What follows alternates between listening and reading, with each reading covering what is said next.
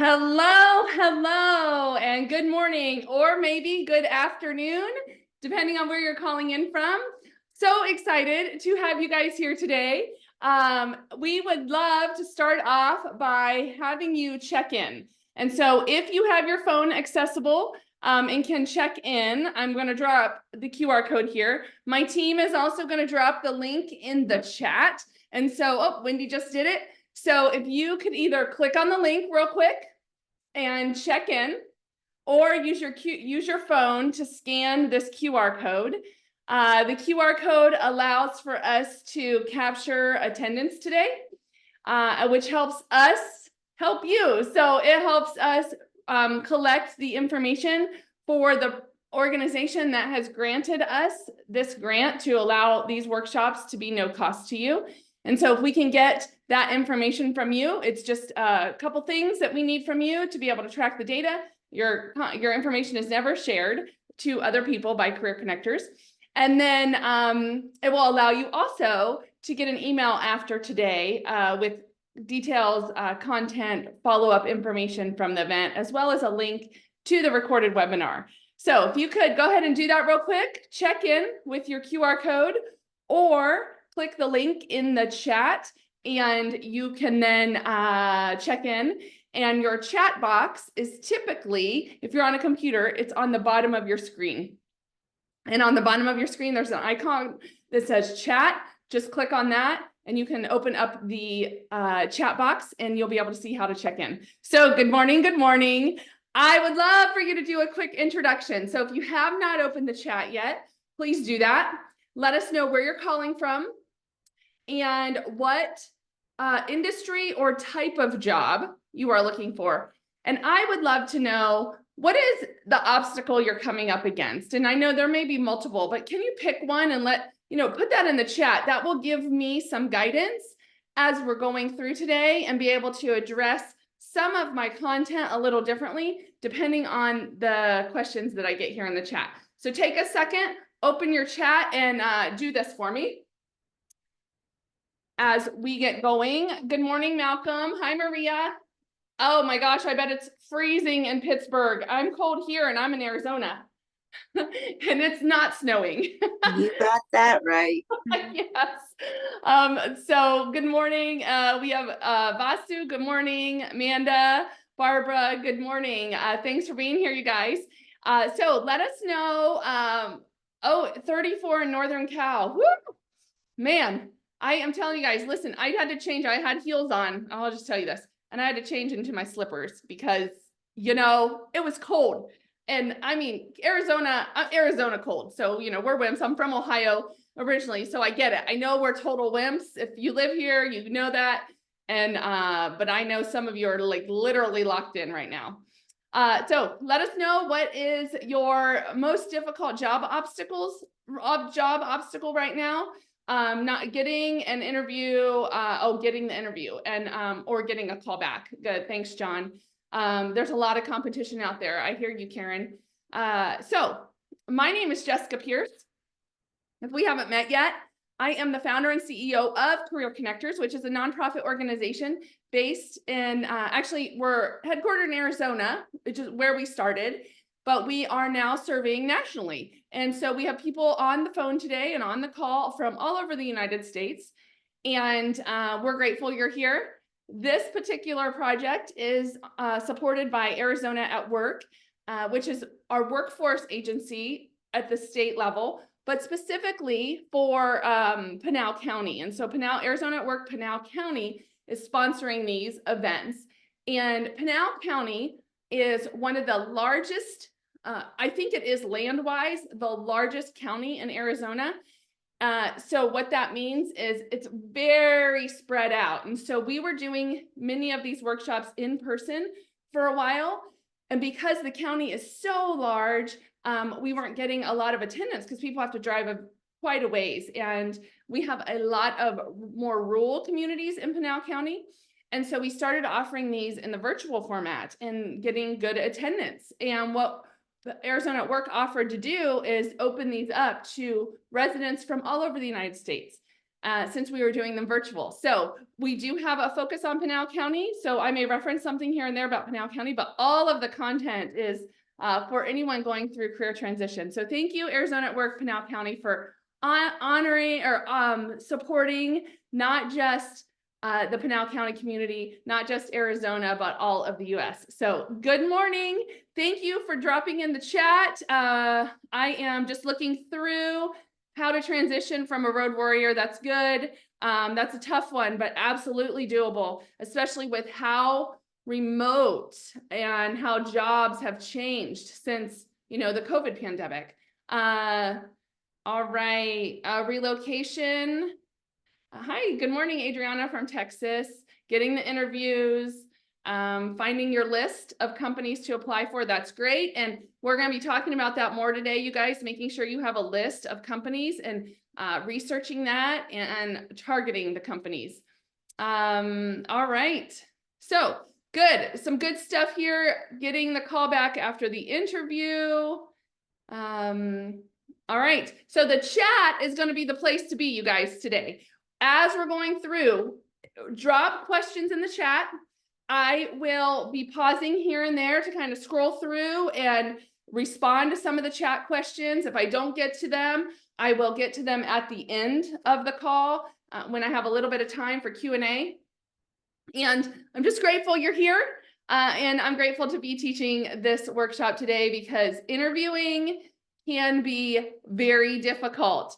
But I'm going to teach it a little bit different maybe than how you've ever heard interviewing. So we will go through some content on what an interview is, but I'm going to try, one of the trends I have is when people come to either my workshops or come to Career Connectors, or I'm teaching on anything in particular, a lot of times I call what's flip the switch. I try to get people to think differently, think about your job search a little bit differently, thinking, taking more ownership of who you are and honoring that rather than trying to just do what an employer wants you to do. I want you to find a match, the right company, the right time, the right match for you. And oftentimes when we do it and we flip the switch and we become confident in who we are and we target companies and go after the jobs and spend the time and the research on the companies that we want to work for, and then we go into an interview with our answers already prepared without even knowing the questions, when we flip that switch, we'll get hired a lot faster and in better jobs, making more money. So that is my goal, is helping you find a job, the right career, the right job that is a match for you based on what your needs are, your values are, and what your priorities are, and help that happen fairly quickly so that you can get moving forward. We know when people have good jobs, we build strong communities. When we build strong communities, we have a strong economy, and that's what I want for you today. So, all right, this is just a little bit about me, and briefly, I just want you all to know that even though I don't have the same story as you, we all have very unique stories. When I launched this nonprofit 15 years ago, I was in a similar position as maybe some of you. And I had been laid off by a large corporation and then launched a business. And then in 2 years had to close that business because the economy hit so hard in 2009 with the Great Recession. And so closed that business. At the same time, my husband was laid off 3 times in 6 months. And we had 3 young children. We had an infant, a 2-year-old, and a 10-year-old. We were going through the short sale process on our home, having to move. Everything we knew was different than what we had thought our life would look like. And so it was really through that process of figuring out, what am I going to do? How are we going to feed our family? Trying to wrap my brain around, how am I not working?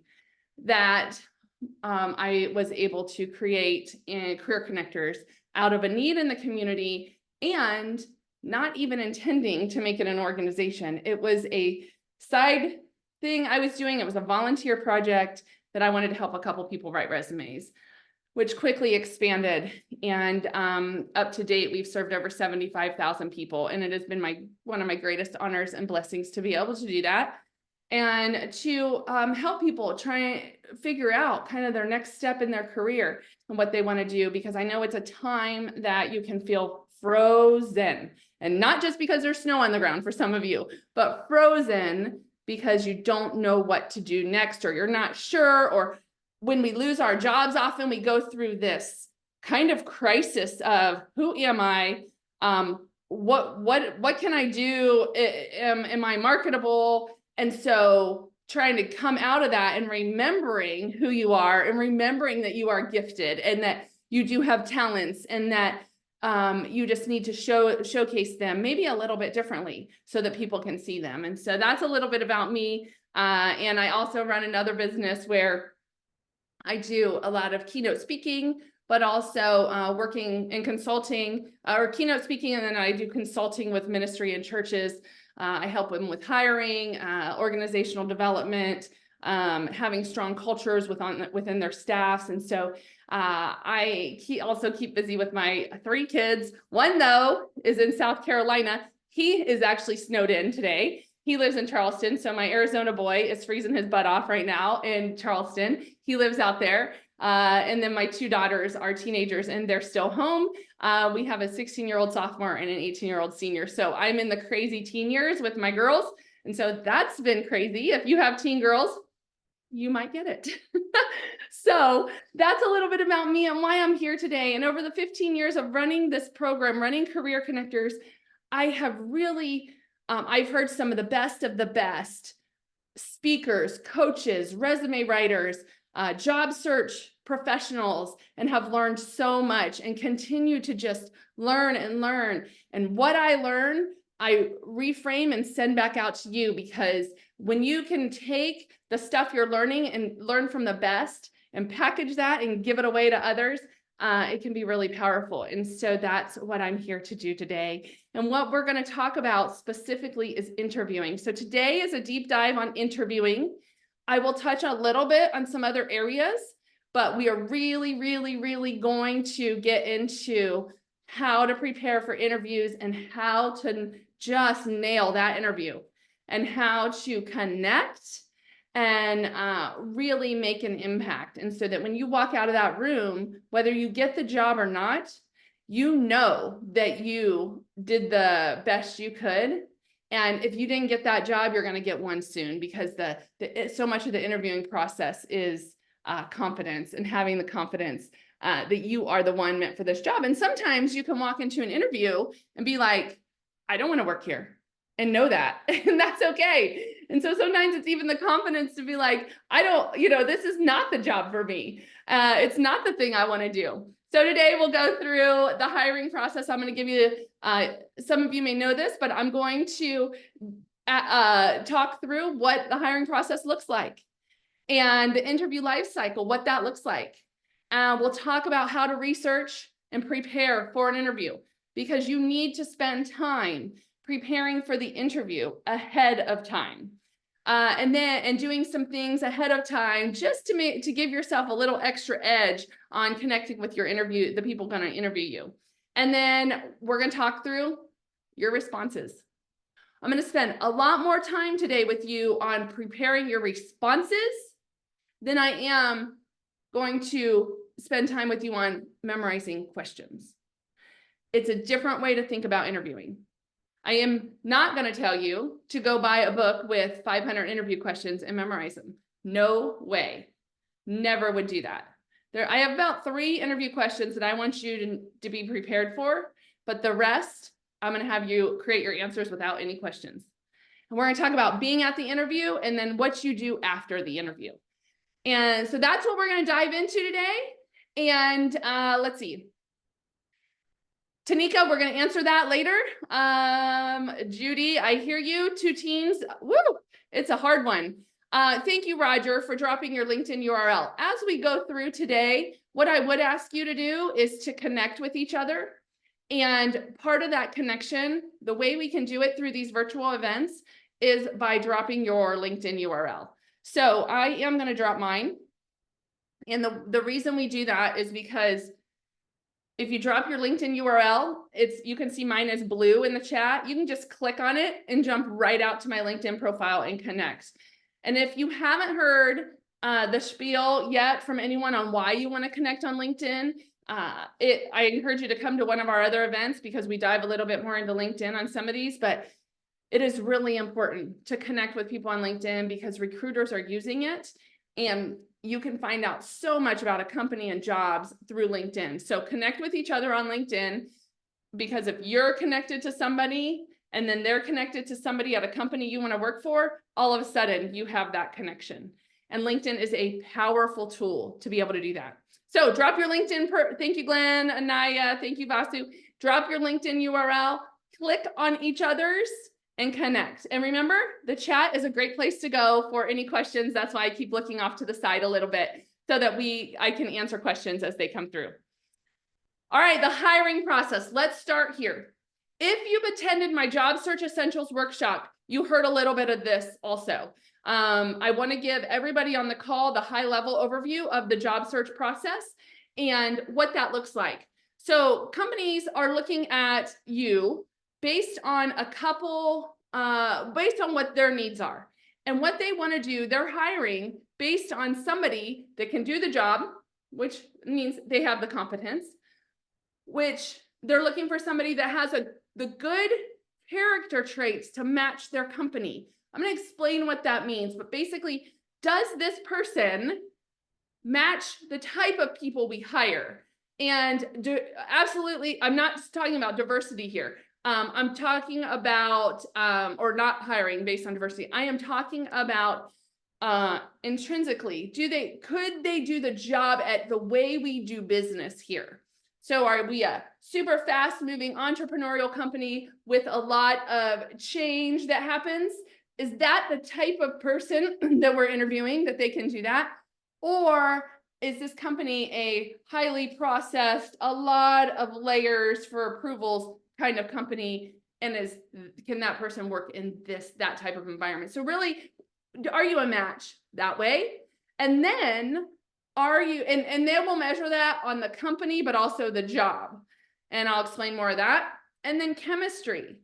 Basically, the truth is, you guys, people hire people they like. So do you have that connection? Do you have that chemistry with the company? Because we've all worked with people that we did not have any kind of chemistry with. And if it was it was the wrong kind of chemistry. So, think about somebody in your past work life that when they sent you an email, you were like, oh my gosh, I don't even want to open this email right now. And you sometimes be like, I'm just done. I'm going home for the day. I'm just not going to answer that email. Or you just were dreading it. That's what I'm talking about. Companies want to hire people they like. If you're going to spend that much time with somebody, they want to be able to like you. So I'm going to talk about that process as well today. All right. So let's start with an overview of the recruitment process. This is just a basic overview of the recruitment process. The point here is most jobs are not going to be obtained through a resume being submitted, you getting a phone call, scheduling an interview the next day, and then an offer. It's likely not going to happen that way. Now, my daughter, who is 18 and has had a couple different jobs in her couple years of working, can do that. She can walk into a company and become a server, or she just got on and did nanny care.com to be a nanny and for a family, and that can happen that quickly. But for the vast majority of us, it's going to be quite a process. And I want you to understand that, because we can get so frustrated with submitting our resume into what feels like the black hole of death. You submit your resume and nothing comes back. You don't hear back from anyone. They don't follow up, and it's so frustrating. Can I get an amen? Is anyone else out there frustrated when they submit their resume and never hear back? And you're like, I'm the perfect candidate for this job. I updated my resume and I never heard back. It's so rude. It's so rude. I hear you. It is rude. And it's also reality of what happens. There are reasons, some good, some not good, on why that happens, which I'm not gonna spend a lot of time on, but it can happen. But I'm gonna try to show you some ways to get around that through, keyword match. So if you have not attended Lori Norris's resume workshop, she does this. She's a professional resume writer. She will talk about how to help your resume get through that system.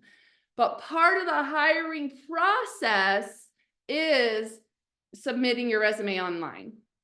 Regardless, you can meet somebody at an event, you can connect with them on LinkedIn, but there will be a time likely that you must submit your resume online so that it gets into their system. Sometimes we start with that. Sometimes we get laid off and like immediately jump onto Indeed.com and just start submitting our resumes. And that's one of the worst things you could do. One of the worst things you could do. You don't want to do that. It's the opposite of what you want to do.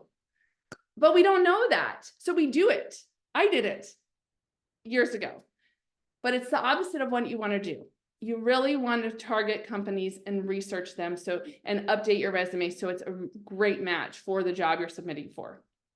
I know it sounds like a lot of work, but the more time you spend on a resume, the more time, I wouldn't say more time, the additional work you spend on updating your resume to have a keyword match is going to be a much higher likelihood, much higher percentage of you actually getting an interview.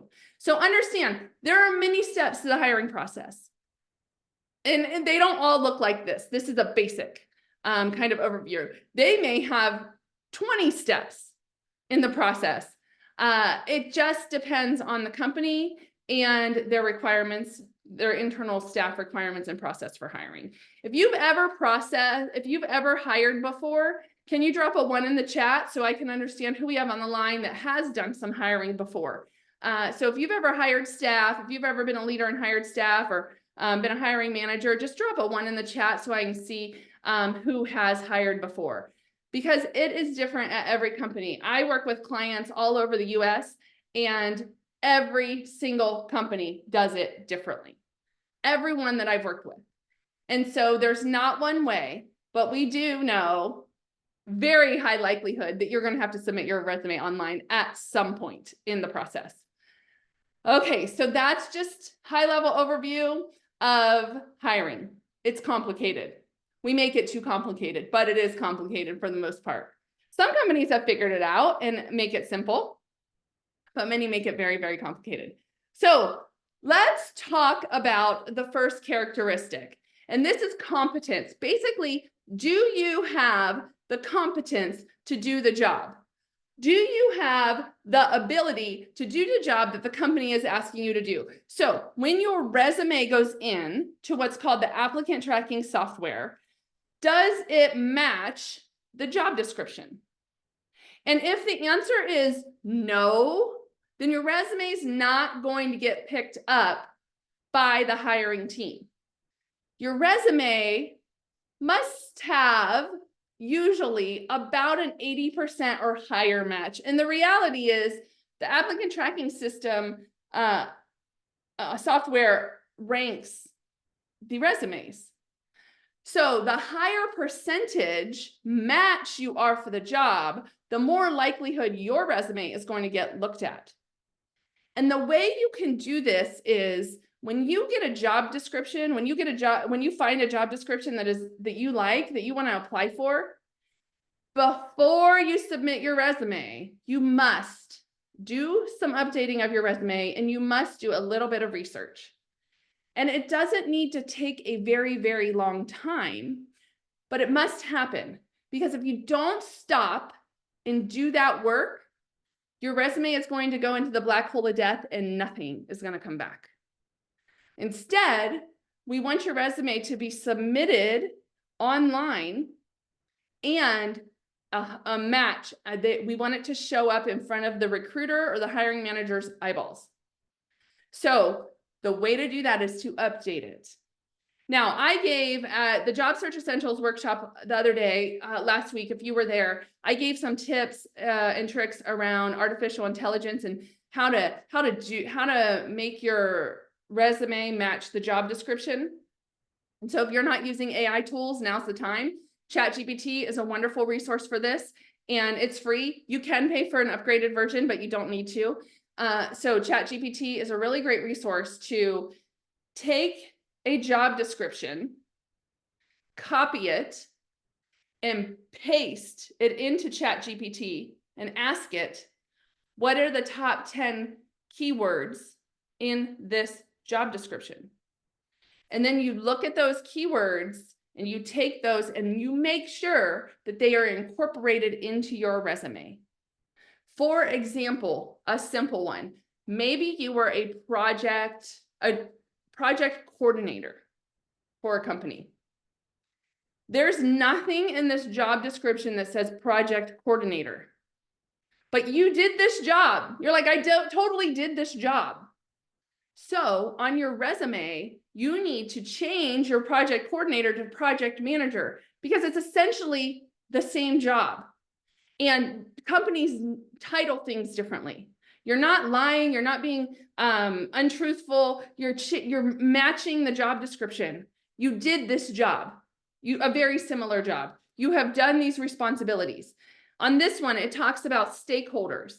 Is stakeholders on your resume? Maybe you called them customers. Well, figure out a way to change that verbiage to stakeholders. You want to match the job description. Barbara, you can update a cover letter. Cover letters aren't required for the most part. You must update your resume. So the resume, you're going to have a kind of standard resume that is the good resume that you've done. It has all your accomplishment statements in it, has everything you need in it. And then you're going to take that resume and you're going to update it every single time you apply for a job. Every single time. Because if you're not updating that resume for that job description, it's a very high likelihood no one's ever going to respond to you. But we want to get it in front of the hiring manager's eyes. And the way to do that is to make sure that it is updated. A lot of times I just had somebody last week say to me, Jessica, I have applied for over 2,000 jobs. And I was like, whoa, 2,000 jobs. And he's like, and no one has gotten back to me. You know why? You know why no one's gotten back to him? Because he has not updated his resume to match any of those job descriptions. There's no way. If you're going out to Indeed.com and you're just click, click, click, click, click, click, click, and submitting your resume to 10 jobs, you did no editing, you did no customization to be a match for that job. Why is it the hiring manager or the recruiter's responsibility to say, look, to read your resume and go, oh, I kind of can read between the lines. They could probably do this job. That's not their job. That's your job. Your job is to say, this is a job I'm qualified for and I want. And I went out and checked out the company online. I love what they do. I love what they're about. I care about them. I care about what they do. Let me edit my resume so that it reflects how I am a match for this job in this company. So this resume is how they measure, are you competent? And also, if they're looking at your resume, they're probably gonna jump over and look at your LinkedIn profile. So that is also important to understand, that you must have an updated LinkedIn profile because that's where they validate your resume. So I don't have the time to go into all of the resume details, but if you are, I encourage you to join Lori for her resume workshop because it's really good. And we have a couple coming up I'll share at the end. So these are the things that they're measuring you guys on when we say, do you have the competence? They're measuring you on, do you have the skills? Do you have the experience? And do you have the education and training? So the skills are like the technical capabilities, the leadership capabilities. Are you a match for the job requirements? And so, so in ChatGPT, actually, Tanika, thank you for this question around what do we ask ChatGPT? I am almost finished. It's this close. And I am doing a keynote talk tomorrow in front of 200 people. And one of the things I'm going to be talking about is AI, artificial intelligence. And I have an entire, like a workbook of all the questions, or many of the questions you can ask ChatGPT. And so I am going to make sure you all get that, but it will not be ready. It's not ready today. I am going to be sending that out to you on Monday. So you'll get that Monday, and it is a workbook of, here are questions you can ask ChatGPT. But the one I think you were asking me about is the resume. So what I would do is take your resume and copy it and put it into ChatGPT. And then take the job description and copy it and put that into ChatGPT. And then you say, can you update my resume based on this job description? And then it will make recommendations for editing your resume. That's one way. But the question I actually said was copying the job description over and just saying, what are the top 10 keywords on this job description? And then you can incorporate those into your resume. So there's a couple ways to go about it. And you can do that all on ChatGPT. But if you don't want to use any AI tools, your brains can do it too. You just look at the job description and you look through some of the main components of what are the main things they're looking for. And you make sure that those keywords are on your resume. So this technical capabilities would be a really important one. So if you're wondering, like, what are some technical capabilities? I did a search for technical capabilities and got a list of 20 different technical capabilities. In fact, you know what, guys? I did this the other day. I'm going to go live on ChatGPT real quick because I just want to show you, if you've never used it, just how really awesome it is. Okay, so let me see if I can go live here real quick. Where'd my PowerPoint go? Sorry, why did I? Okay, oh, I know why. Let's go here real quick. I'm going to stop sharing. I'm going to get it back in just 1 second. And I'm going to go live over here to ChatGPT because there we go. Okay, you guys should be able to see my screen now on ChatGPT. So it's simple. You put ChatGPT into your browser. It's the URL. And let's say I'll start with nothing. Okay, so this is kind of a new thread. And I am going to say, give me a list of 20 technical capabilities that employers are looking for in the job market.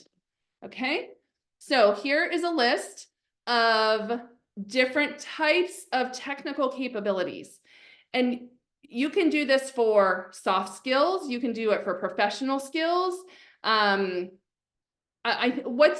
some of the interesting ones to me is oftentimes people don't think they have technical capabilities, but sometimes it's things like, do you have a cell phone and do you know how to use it? Are you a project manager? Do you know how to use things like, well, here's some of them, project management methodologies. Maybe you know Microsoft Office. That would be a technical capability. Do you know social media? Do you know anything around Instagram, TikTok, LinkedIn? Do you know some social media platforms? Do you know how to do graphic design? Do you know how to use systems like Canva? AI, artificial intelligence. Once you get on and start using ChatGPT, that becomes a technical capability. You know how to use it. So this is the types of things you can use ChatGPT for when you are updating your resume. Okay. Also, let's do, give me a list of the top 20 professional skills that employers are looking for. And so let's see what they say. Yep. So these are some of the top skills that they're looking for. These are professional skills. So as you're looking through these, hey, do I have any of these? And how can I incorporate them into my resume? And I don't recommend that you just have a list of these words. I actually recommend, and most resume writers will tell you this, and most career professionals will tell you this, they actually recommend that you have them incorporated into your accomplishment statements. So great, you're good at analytical thinking. Okay, you put that on your resume. Great. What does that mean? What did you do?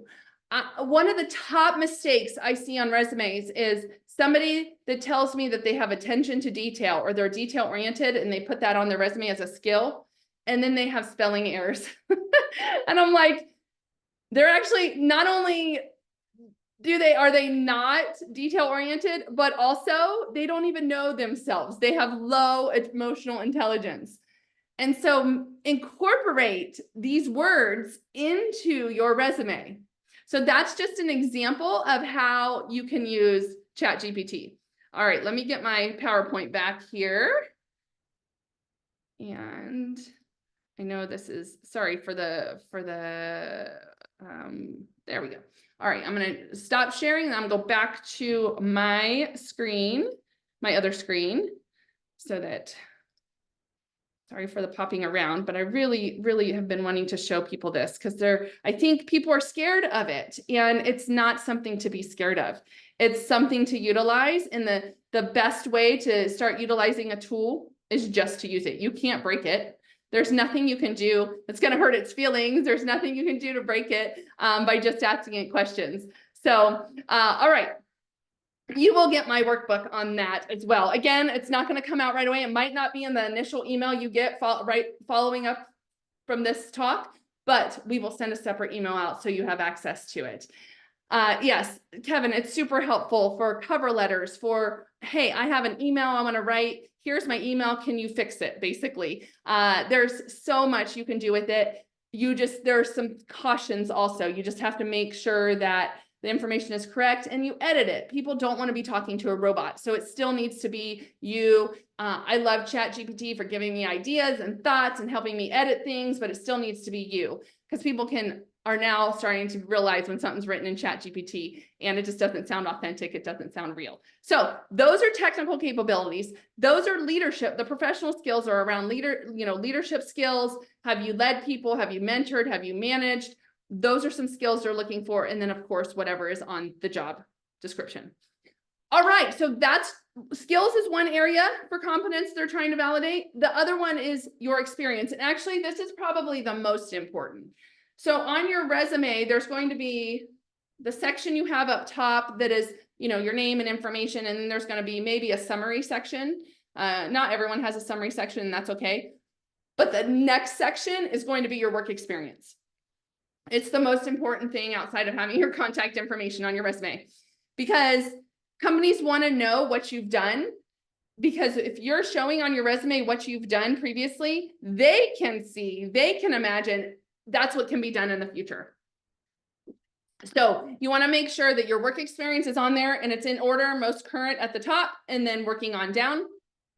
If you don't have a lot of work experience, then I would encourage you to incorporate volunteer experience. Sometimes we have parents that have stayed at home and raised their kids, and that is totally an honorable thing that you have done.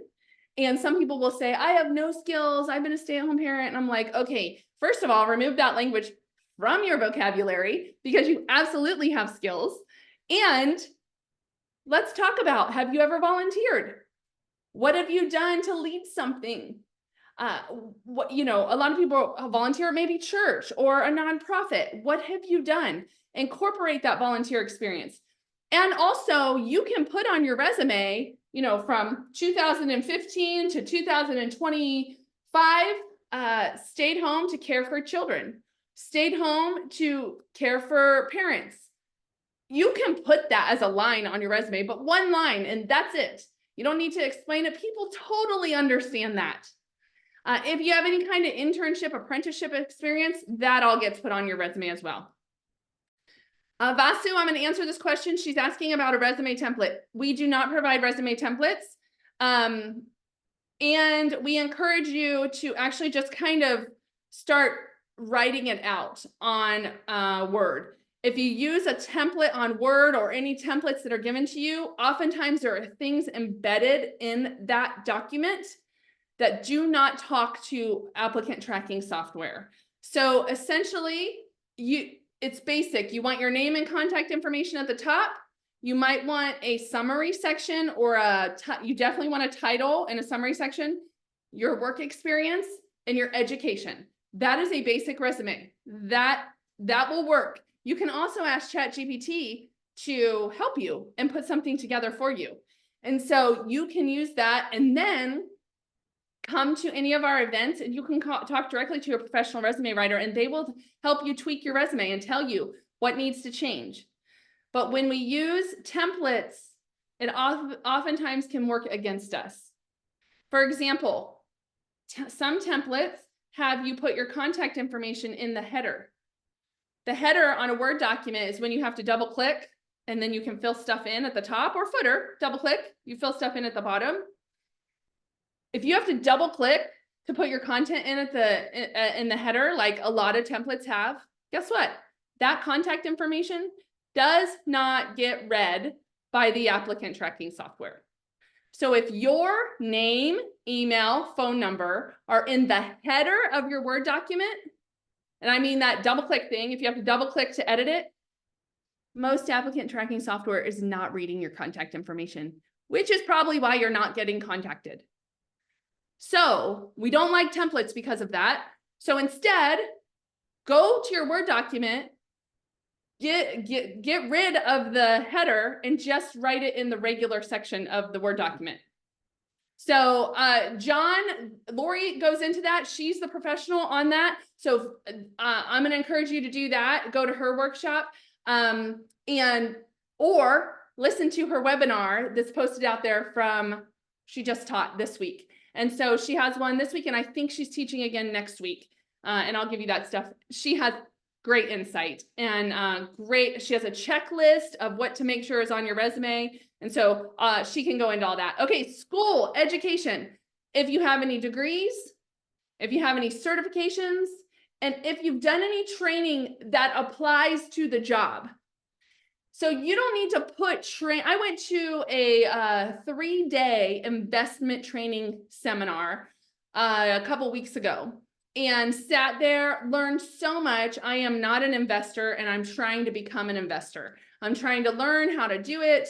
I really want to build wealth for my family and as a legacy, and my husband and I are trying to do this together. He understands it a lot better than I, and so I'm really trying to understand it. 3-day seminar. If I was not applying for a finance-related job, there would be no reason for me to put that seminar on my resume. But if I was applying for an organization that was a finance organization, even if I wasn't applying for a finance job, but let's say I was applying for like a Charles Schwab, I could put that information on my resume because it's that industry. It says I know a little bit about what you do. So whatever training you have that applies to the job, put that on there. If you have taken some online training, there are so many free options right now. And one of the things I'm going to include in my AI tool is there's an AI online platform. It's AI University, I think it's called. I'll look it up and I'll drop it in the chat. But there is a program that is free for 90 days. So, then there's a fee. But 90 days, you can go in and learn a whole bunch of AI tools. And if you are willing to do that, AI and being able to analyze data that comes out from AI is one of the top trending skills that companies need. It is going, I imagine, based on the conversations we've had with hiring managers and companies, executives at companies, this skill is going to be one of the highest desired needs in the workforce. And so anyone can learn it. You don't have to be a technology guru.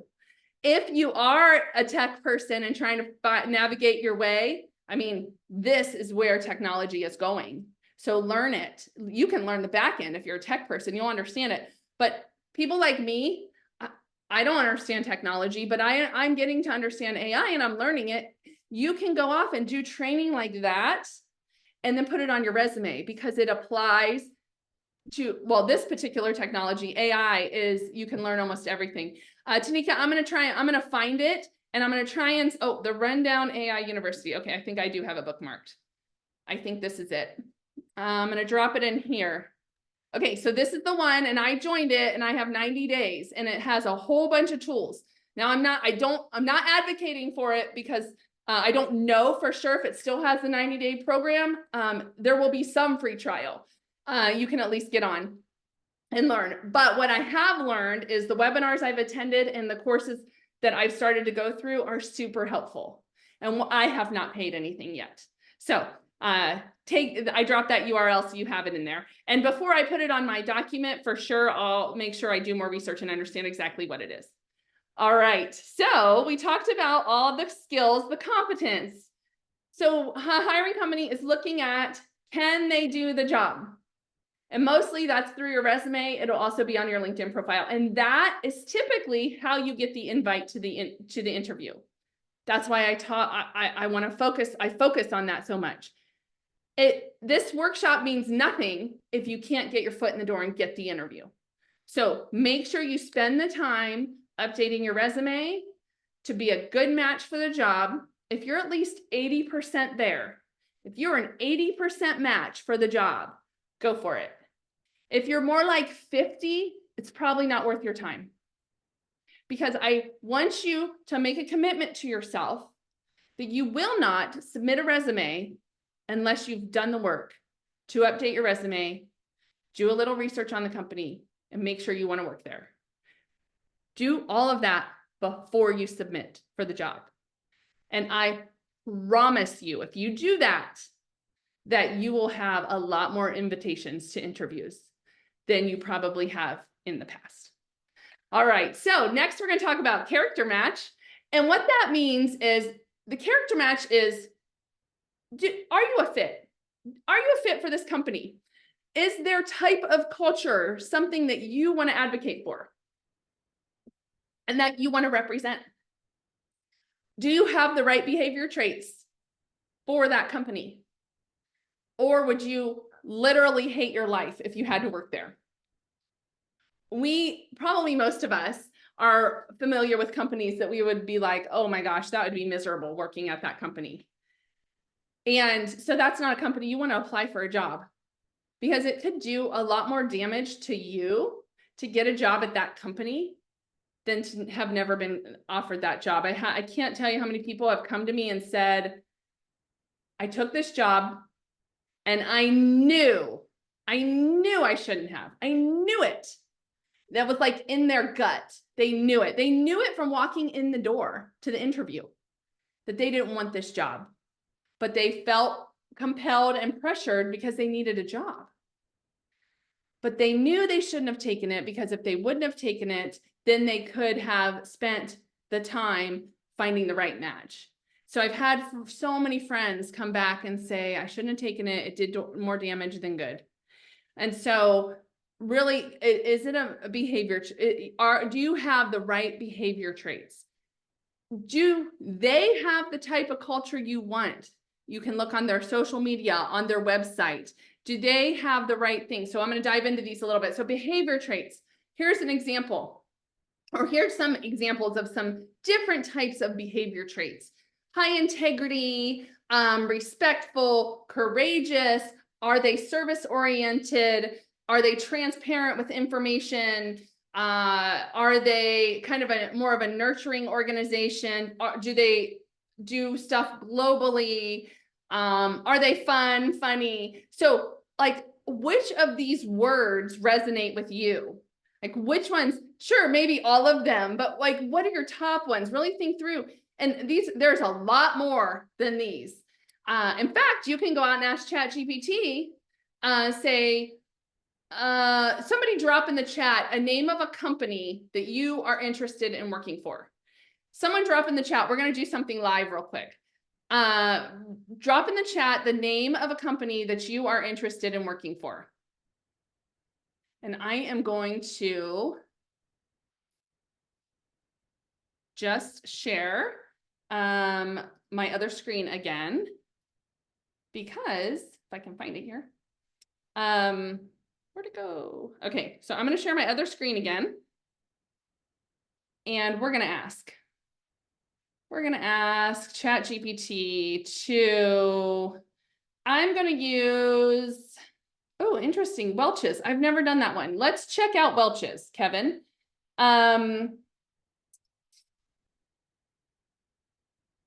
So Welch's, give me a list of 10 behavior traits that the company Welch's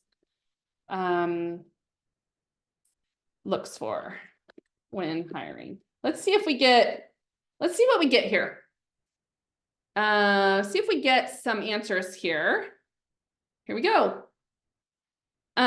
Here are some behavior traits. So this company doesn't disclose a specific list, the traits, but their company culture and values say something about them. And so here are 10 traits that Welch's may look for, or at least is a match based on their culture. So Kevin, of these 10, do you feel like maybe there's a couple here that really are a good match for you? And you can answer if you'd like, but you know, you can answer if you'd like, or you don't have to. But if you're looking at these, maybe a sustainability mindset. If you're a sustainability person, you probably know that well about yourself.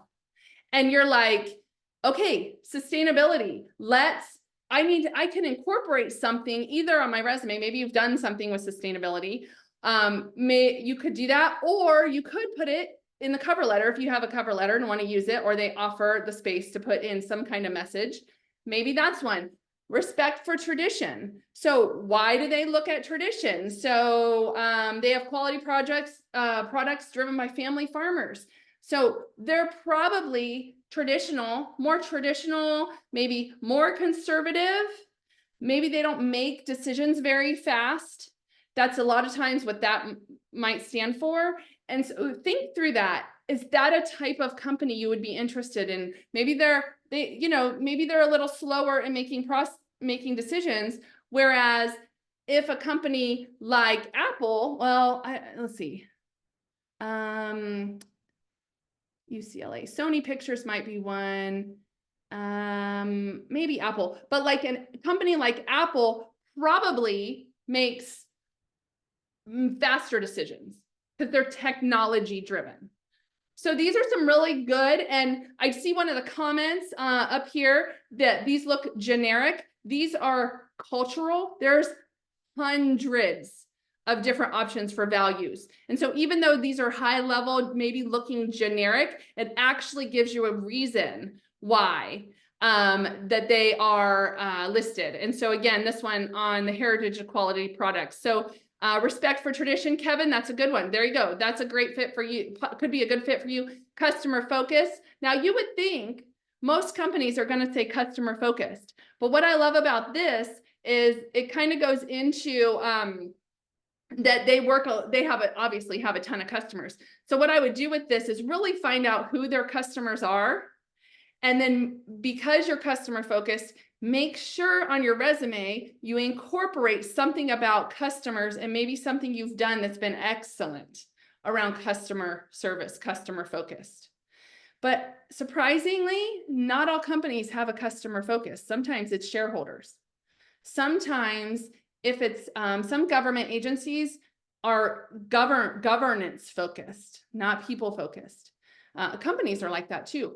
Education, you would think maybe student focused, not necessarily. Maybe they have a certain education institutions are their focus rather than the customer, which is a student, is really on having the highest level of education. So they're knowledge focused.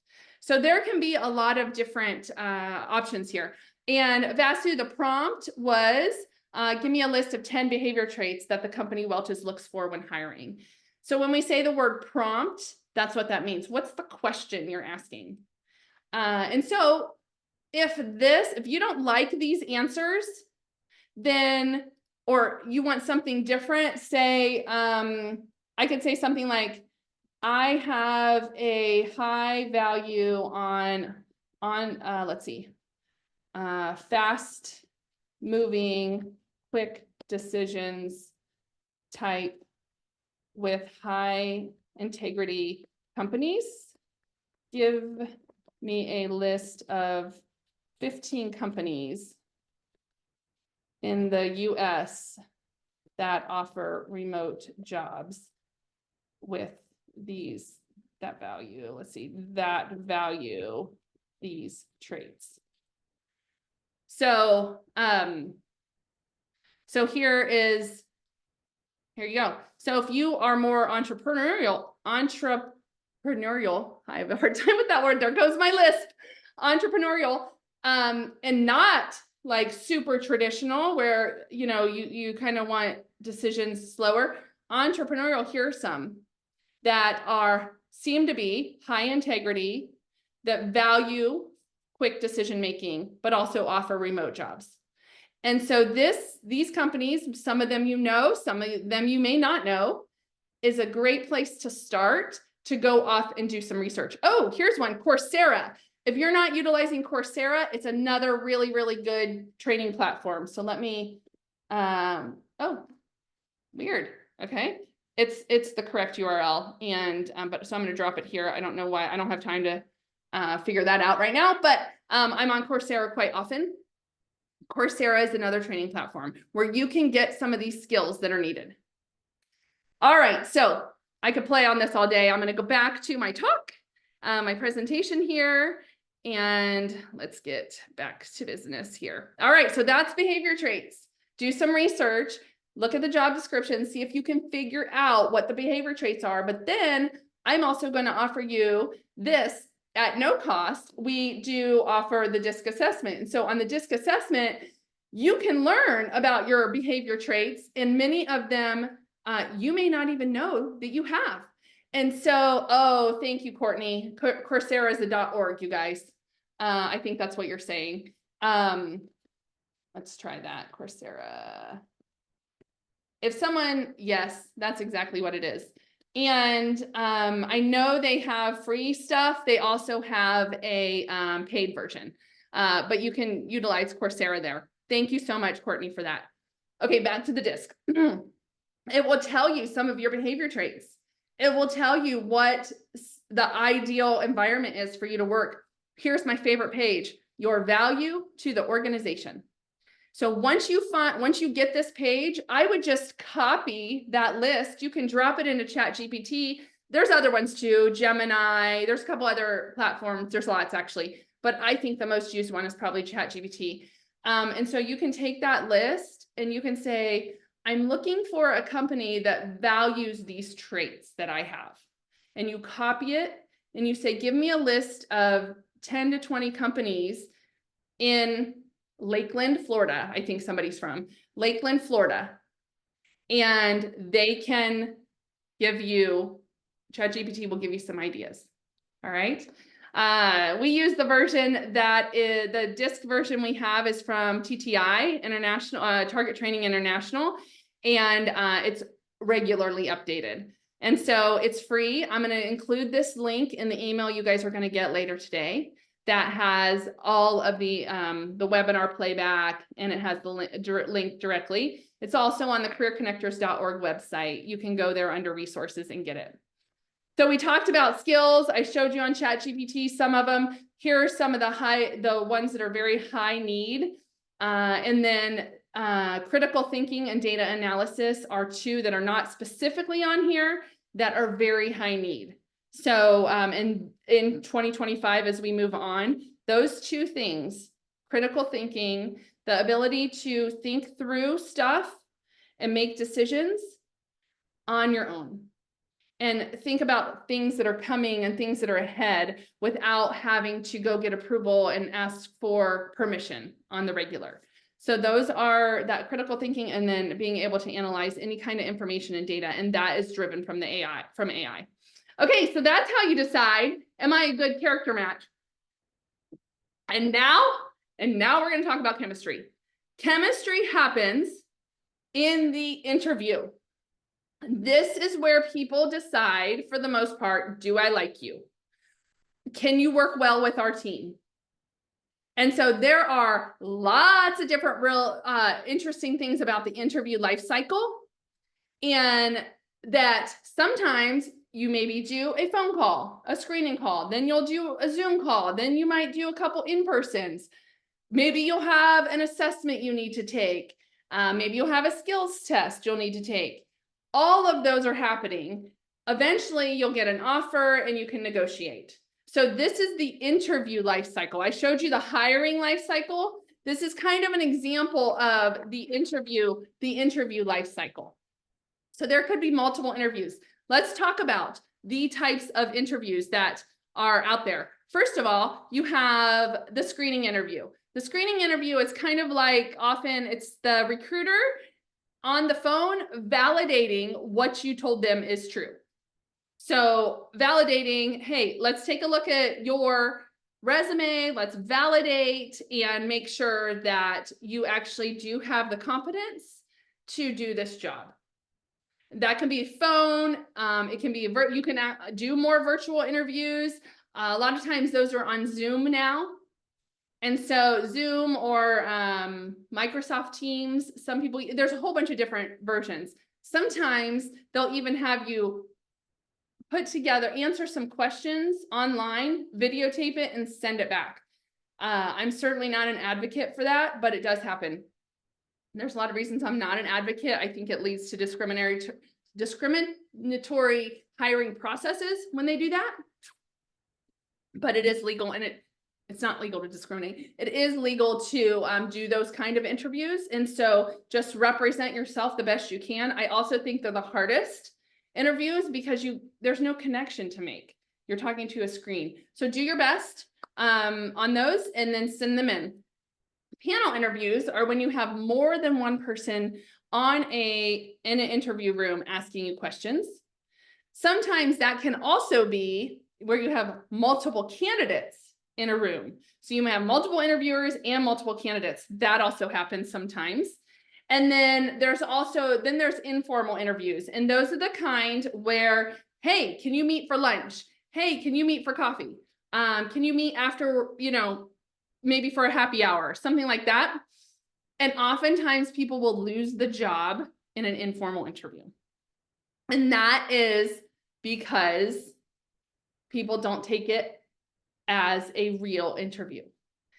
What often happens in those interviews, sometimes it happens for people that are in sales or are going to be out and about in the community talking to people on behalf of the company.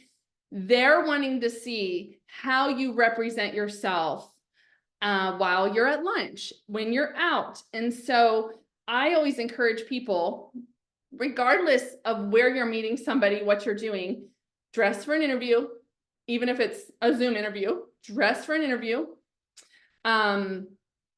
Take it seriously. When you are out and about, every single person you come in contact is actually part of the interview. The server, the hostess, if it's at a restaurant, anybody is part of the interview. So you're treating them hopefully like you would treat them anyway, but just be extra cautious because they're watching you. I always say when you're on these informal interviews out to eat, don't drink alcohol. It's just not that you can't drink alcohol. I love a glass of wine, but don't drink alcohol when they're ordering or when you're on these interviews. If they're drinking alcohol, you can very easily order a soda water with lime and feel like you fit right in. You do not need it. And it just is too risky for interviewing. You don't know what their actual belief system is on it. So take that seriously. I also say don't order like spaghetti, right? Don't order the messiest thing on the plate. Order something that's easy to eat. So those are a whole bunch of different types of interviews, but by far, the most utilized interview is a behavioral interview. And behavioral interviews are the ones that ask questions like, tell me about a time when you did this. Tell me about a time when you did this. And companies use those because they're very valid in evaluating candidates next to each other. And you can score answers, like how well did they answer this question? And did they give a good example? Is their example something that they actually did, or is it theory? If it's something they actually did and they gave us an example, then you're going to score much higher than if you give an answer of like, this is what I would do, or if this happened, I think I would do this.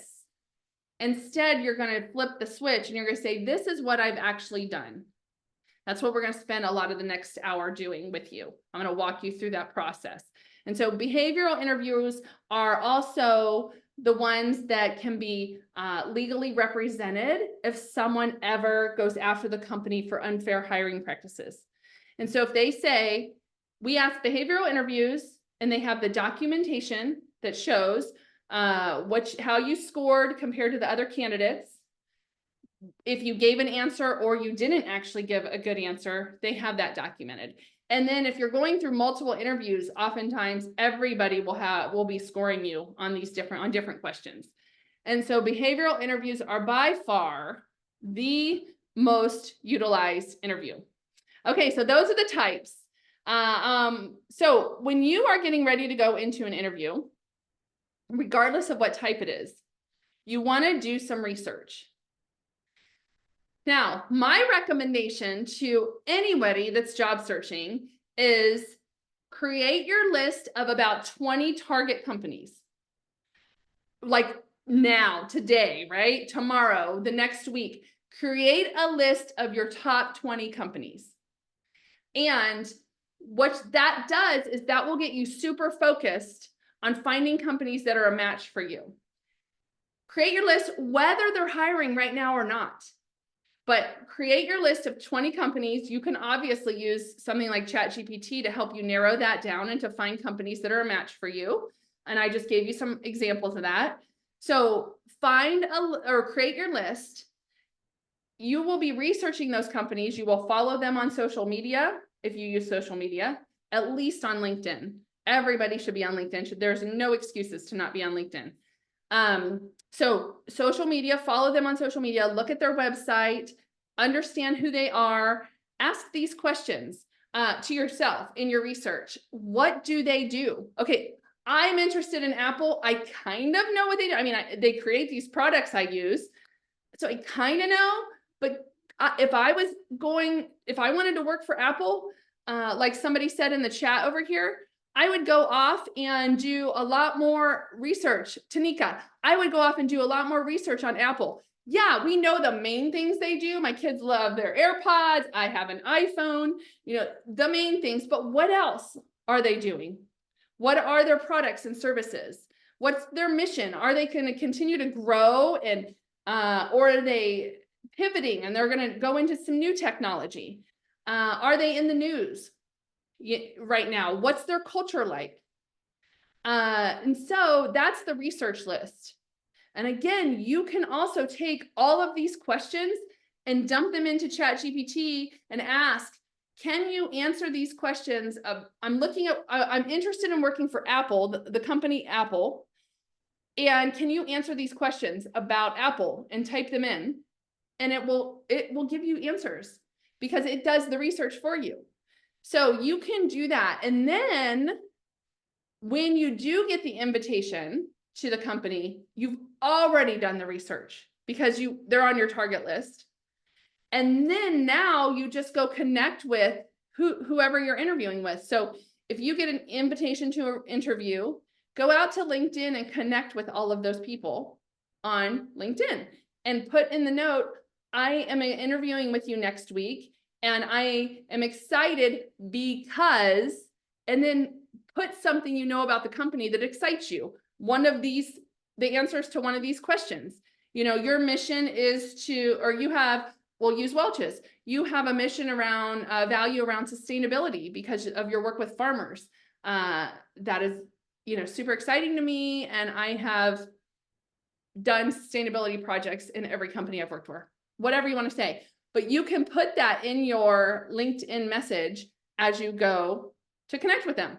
So those are, or let's say you see something on their profile that has nothing to do with the company, but it's a connection point for you. If I am connecting with you, if I connect with you, if I'm doing research and I am like, oh, I want to connect with this person, and I go onto their profile and I scroll down, and if I see that they went to Ohio State University, you can bet I am going to be like, go Bucks, national champions. Like, yes, right. I'm going to say that because I'm a diehard Buckeye. I've been since the dad was born. I went to Ohio State. And so I am a fanatic.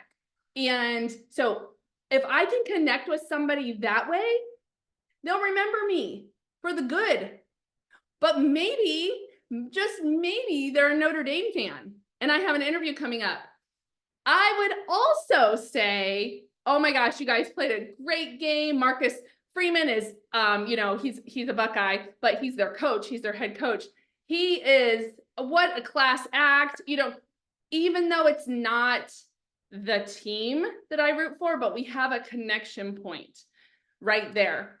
I was talking to a guy that was in a Zoom interview, and he's a Big Ten guy also. He's not Ohio State, but I think if I remember the story right, he was a Purdue guy, and he was interviewing on Zoom with a guy, and I think he was Indiana. I might have the schools wrong, but it was Big Ten. And so what he did, he had a photo in his house of those two teams playing each other.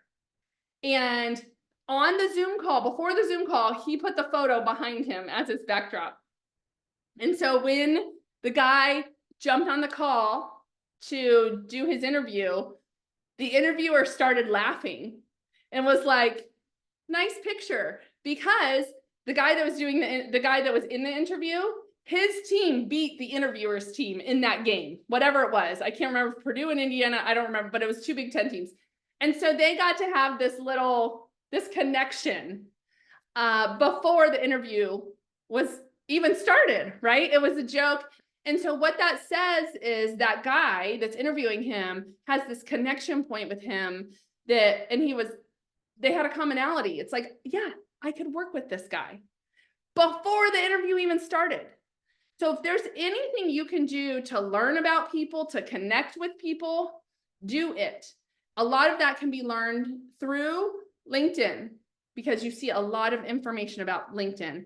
And I may have to jump over to one more tool, and if I don't have it here, yeah, I don't have it here. There's a new tool I'm just testing out, and I don't have it. So there's a new tool I'm testing out right now that reads LinkedIn profiles, and you put in the name of the person and the company they work for.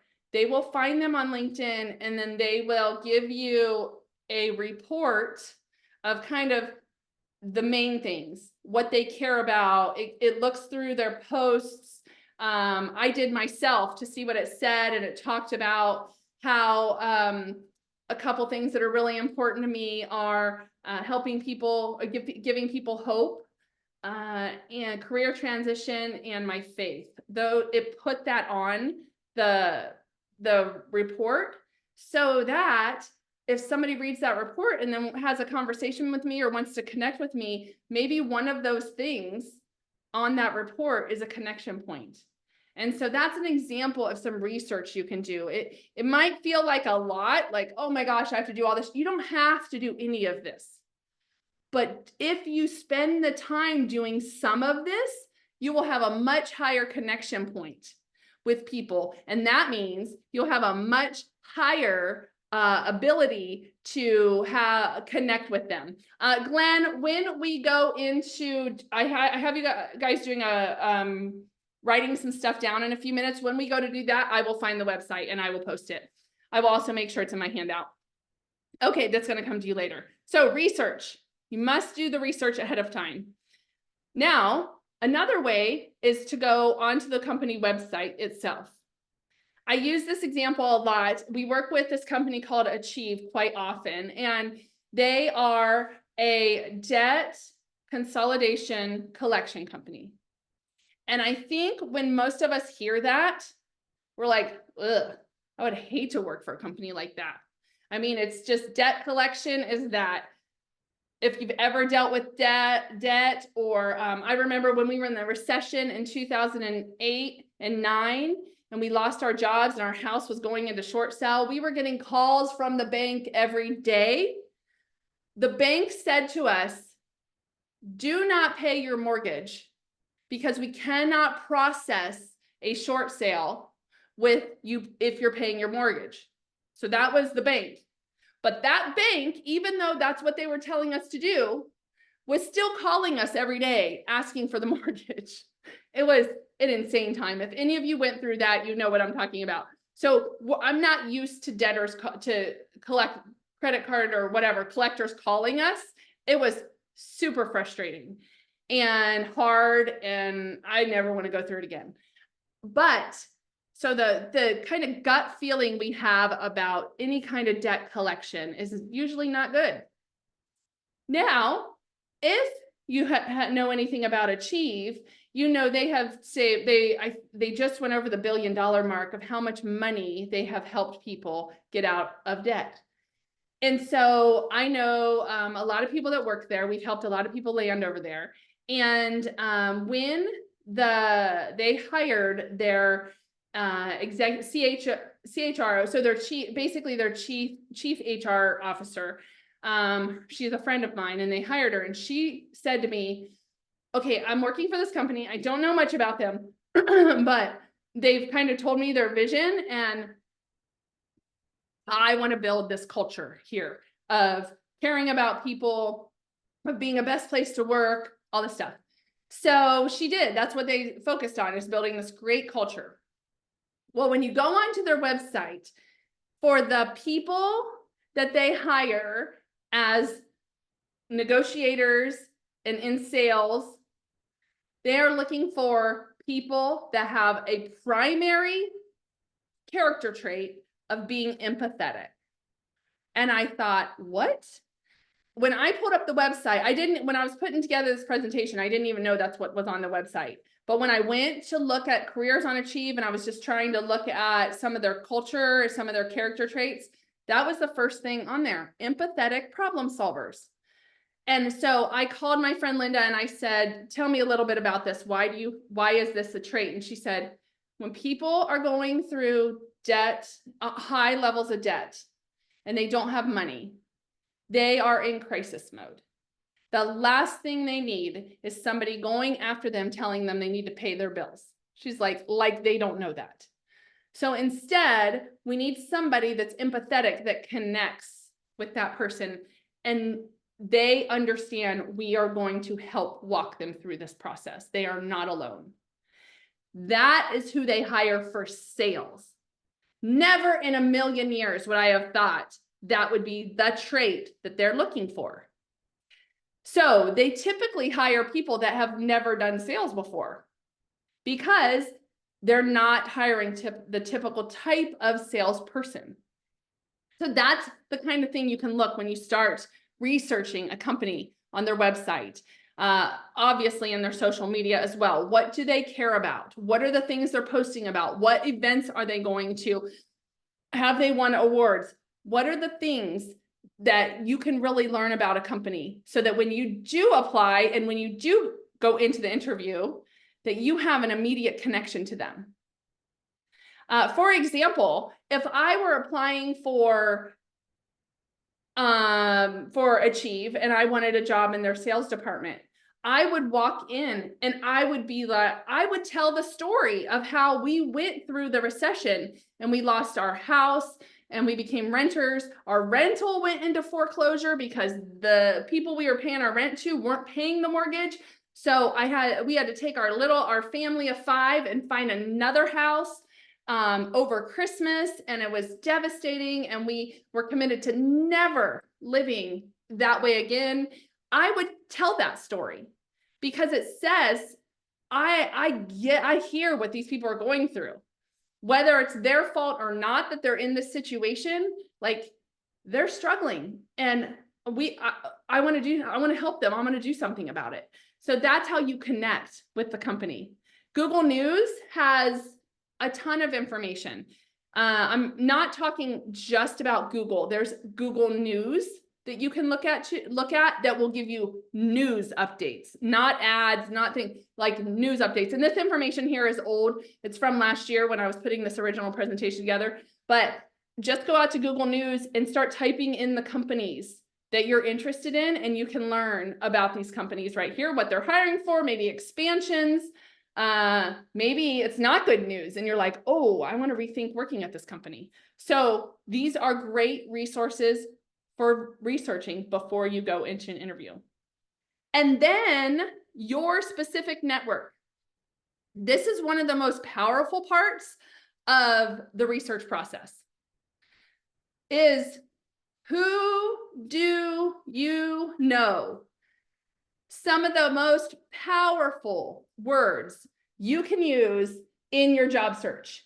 And I learned this from a really good friend of mine now, but he wasn't at the time. His name is Dave Sherman.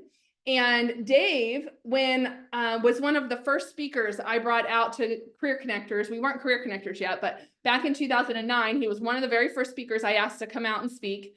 And he taught me those words. Who do you know? Write those words down, because those 4 words can do more for you than almost anything else. Not just in the job search, but in your life, in your career, to get you where you want to go. If you're applying for a job at Welch's, Kevin, and you look on LinkedIn and you see, do I know anyone that works at Welch's? Do I have a first or a second or a third connection? And you start to say to people, I'm really interested in working for Welch's because they have a high value on tradition, and they have a customer focus. And I love the products they have. I love what they do in the community. I love their sustainability efforts. And you're out there talking to people, or you see someone on LinkedIn that you are talking to about this, and you're like, who do you know? Do you know anyone at Welch's? Who do you know? And eventually you're going to start getting some yeses. Oh, I know this person. I can introduce you. Or they're connected to somebody that works at Welch's. They're my neighbor. I'll introduce you to my neighbor. I'll just send a text message. Or this person knows this person at Welch's. And so that's kind of that connection point. And the reality is, you guys, if you are recommended for a job, if you are referred into the company, your likelihood of giving an interview skyrockets. And your likelihood of landing a job there skyrockets. So as much as you can do to be referred into a company, whether you've applied for them or not, do that. Work your network. Spend some time on LinkedIn every day. One of our speakers, her name is Brenda Mariah. She talks about 5 minutes a day. 5 minutes a day on LinkedIn. Make a connection, comment, like, be engaged. So make a connection with somebody new, like, comment, be engaged with somebody's post, and post yourself. Post something about yourself. It can be an article, it can be something you've done, something you've learned, a training you took, a skill you have. But if you do those 3 things, make connections, like or comment on something, and then make a post. Your post could be a reshare of somebody else's post. So for example, all the time, people will, I'll post about workshops. I do it all the time, almost every day. I post almost every day, but I post about workshops a lot because we offer free workshops. A lot of people that have taken my workshops will repost it for their network and say, hey, I learned a lot here. This is free. Anyone can take it, and they'll repost. It just gets you active. So 5 minutes a day is all it takes to make a couple connections, to like or comment or both on some posts, and then create your own post. And it can be a reshare. So be confident, because those things will quickly get you moving forward to connecting with people that you need to be connected with. And in your connections, look for who you want to be connected to. Maybe, Kevin, there's somebody in a specific department at Welch's that you can find on LinkedIn, and you could be maybe a second or third connection to them. And you can connect with them directly and then put a couple comments in the connection requests. That's fine to do, you guys. Those are strategic connections.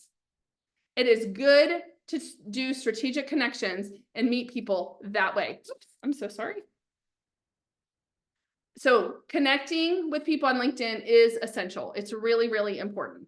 Okay, so that's your network. That's another way to connect. Now let's talk about crafting your narrative and your responses. So if you do not have a piece of paper out and a pen, go get it right now. Go get it right now. Go get it right now. A piece of paper and pen. You need to write these down. Not on your phone, not on your computer, handwritten. I want you to write these down. And here is why.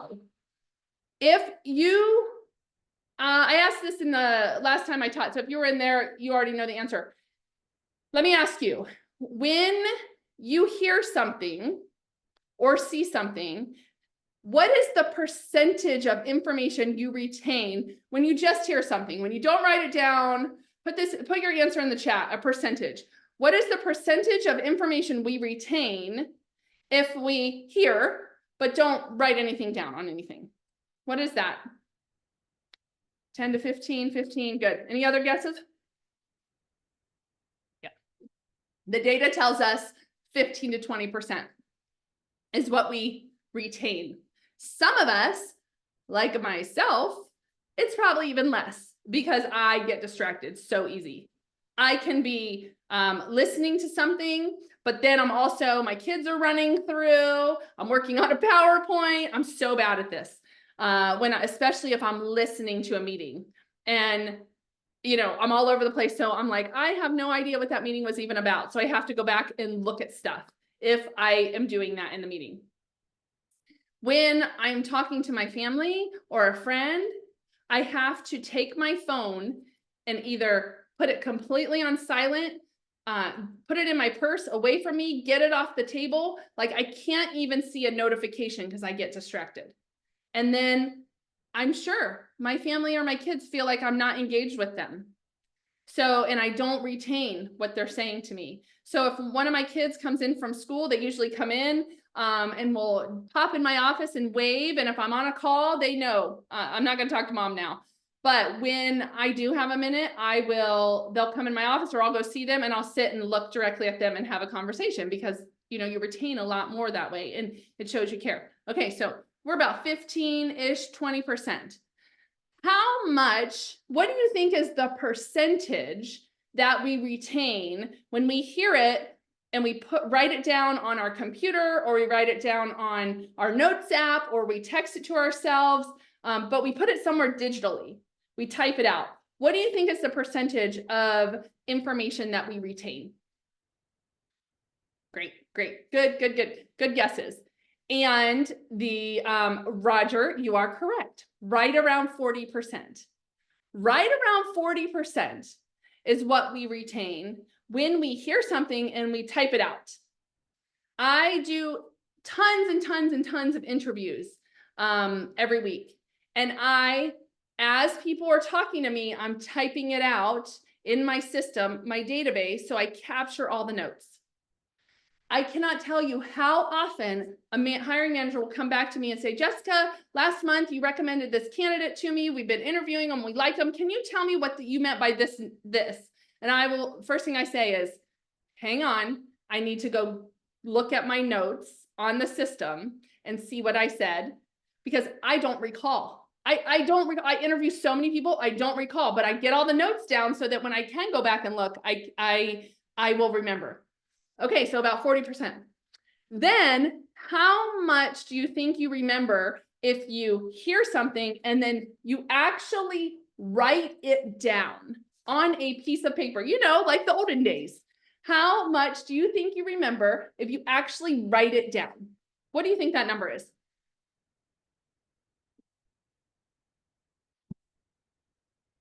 Good, some good guesses. That number is actually, the data says, around 75, 80%. 75, 80%. When you write something down, you remember it. So I will often write notes when I'm going to a meeting. Let's see. I had a group here last night. It's my women business owners group. We meet every twice a month. And even in that, I have my notepad and I write things out so I remember them. And I have to write it out so I remember it. And then I'll take these notes, and if they're important, I will put them on my computer so I can reference them later. And so it's almost a double capture. Sometimes that's a lot of work for people. When I'm interviewing, I just do it directly in the database. I don't need to write it down because I can capture it. And it's not something I have to remember everything, but if it's important, I write it down. The reason I'm telling you this is because the next section, I want you to write it down. It's that important that I just spent 10 minutes explaining why I want you to write it down. So if you have zoned out, if you're working on another presentation, if you're answering email, if you're talking to your kids, if you're text messaging right now, it's the time to stop and it's the time to really focus in. We're going to do some work here. And so what I want you to think about, there's two ways really to go about this. I'm going to talk about two ways, and then I'm going to have you starting to write things down. When you are going to an interview, I want you to bring your best. And what that means is not just the way you look and your confidence and that. I'm not just talking about that. What I am talking about is I want you to bring your best examples, your best experiences, the things you've done best in your life, specifically when it comes to work. Because if you bring your best, if you have your best moments and you know what those are and you've written them down, you're going to be able to represent yourself so well. And so what I want you to write down is, for a minute before you start writing, you can close your eyes if you want, but I want you to concentrate for a moment. And I want you to think about something you've done in your work life that you're like, that was good. That was good. Man, I felt really good about that. Or, dang, I nailed it. Or like, my team excelled at that. Or, I didn't think I could do it, and I did. What is something you've done at work? Or, oh my gosh, I saved the company so much money. What was a golden moment you had at work? If you're not sure, look at your resume. What are some of the things written on that resume that you're like, oh, that was pretty good. Yeah, that was pretty good. I remember that project. I did a really good job there. Or I got an award for something. Or, I had colleagues tell me, this was really good. I did this well. What was that? Okay, you got it? Something in your brain. What am I going to have you do? Write it down. Just write on a piece of paper. Just one thing for now. What is that thing that was in your brain? Write it down. Write it down. I'm going to give you just a moment to think. Sorry, I'm pulling up the AI thing and it's in my email. So sorry for seeing some stuff here. What is that one golden moment that you are thinking of right now?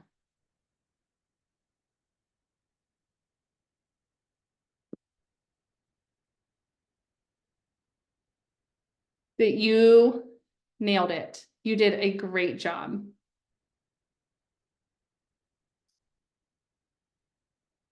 All right. And then after you write that down, go through this and answer some of those questions. What was your role in it? How did you do it? And you can, maybe you don't want to do it right now, but I want you to spend the time really thinking through, like, how did I go about it? Like, how did I solve that problem? Or I had to have team meetings. I had to create spreadsheets. Maybe it was a customer that was thrilled with something you did. So how did you respond to the customer? What action steps did you take? What was the result? What was it? What was the result? And did you learn anything about yourself after you were done? And do you operate any differently because of it? So write that down. And while you guys are working on that, I'm looking for that AI tool I was telling you guys about.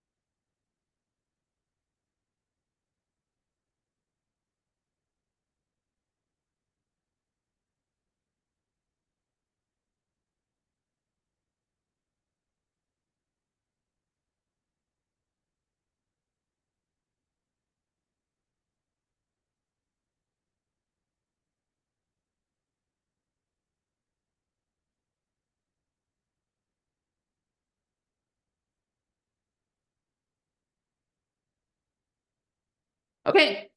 Do you have it? Do you have it? So that is an example of, that golden moment now becomes one of your answers to questions that you're going to get. Well, Jess, how do I know what question they're going to ask? Here's the thing. Many of the questions they ask can probably be answered by that question. For example, let's use, maybe one of you actually did some really cool event. Maybe you ran a community project or a team builder.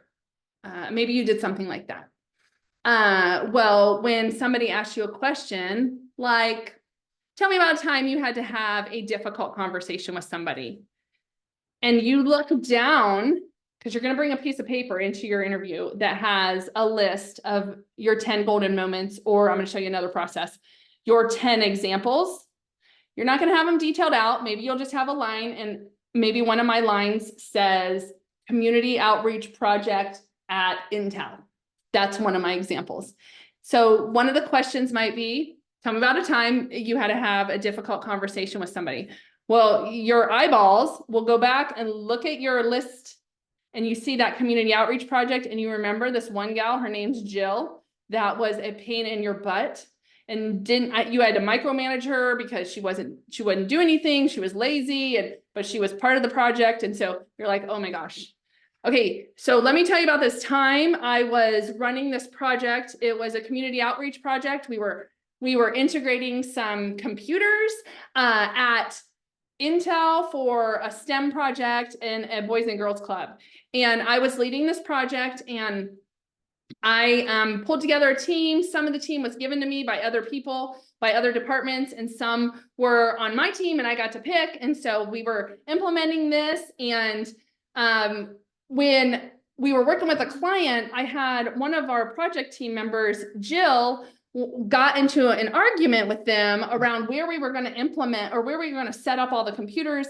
And she was telling the client that that's not, or the Boys and Girls Club, that's not what we usually do, and we couldn't do it. And so I kind of was able to stop that conversation and say, hey, let's just come back to that later. And then I moved over, and after that, when we left, I asked Jill if we could spend a few minutes together. And so I met with her and we talked through why she was struggling with that. And I said, yeah, you know, we might want to change the approach because this is their club and they kind of know where things go. And so we worked through it, and then we went back to the client a couple days later and we said, hey, Jill said, hey, I'm really sorry if I came off this way. I was just a little upset because it's not the way we normally do things, but here's what we'd like to recommend. And so then, we explained to the client what we're recommending, and we got it all set up, and that project actually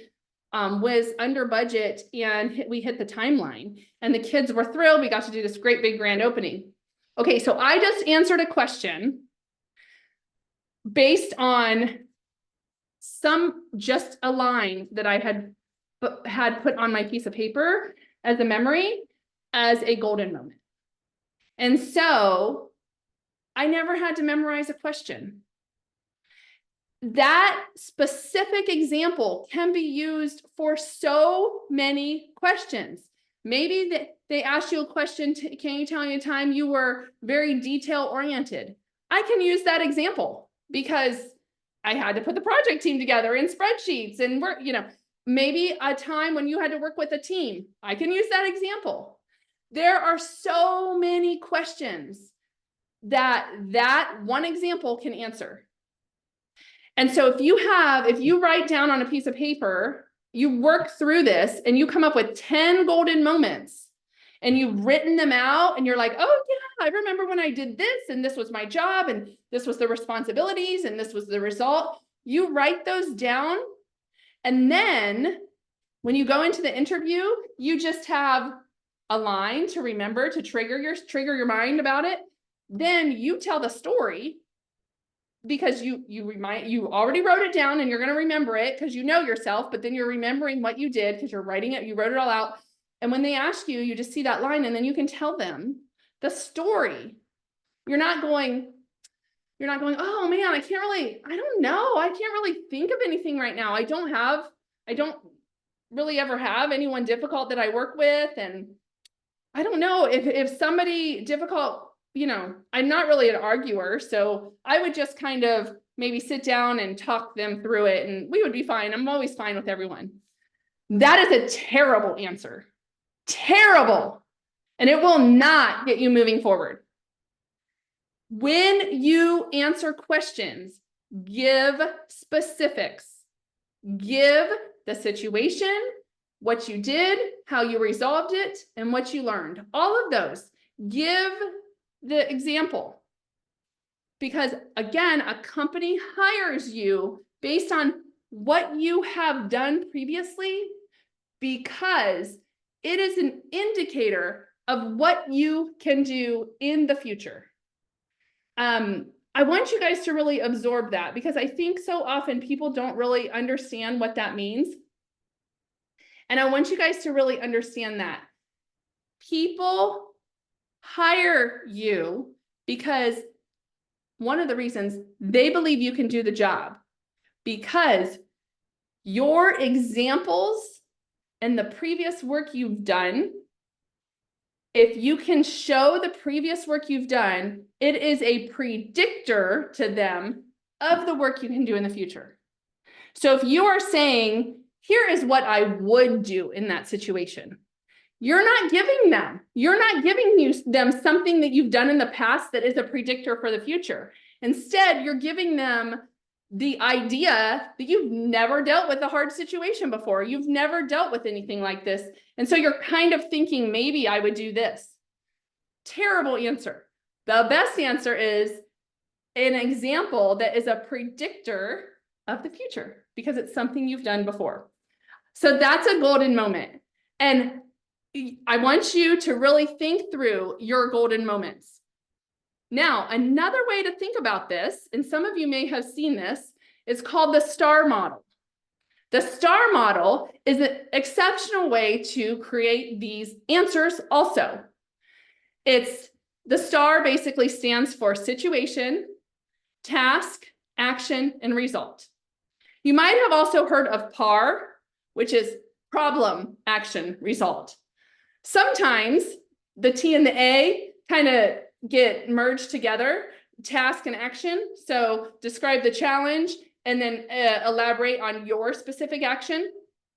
Those can kind of sometimes go together.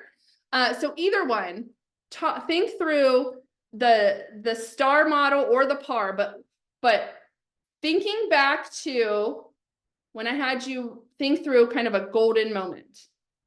What I want you to do now is think about another time you did something really well at work. It can be a golden moment, or it can just be something, a problem or a project or something. It doesn't have to be like a shining golden moment. It can be, but take for a second, think about another project, a time you had to deal with something difficult, a problem you had to solve, a document you had to go write, a training module you had to put together, something you had to do at your work.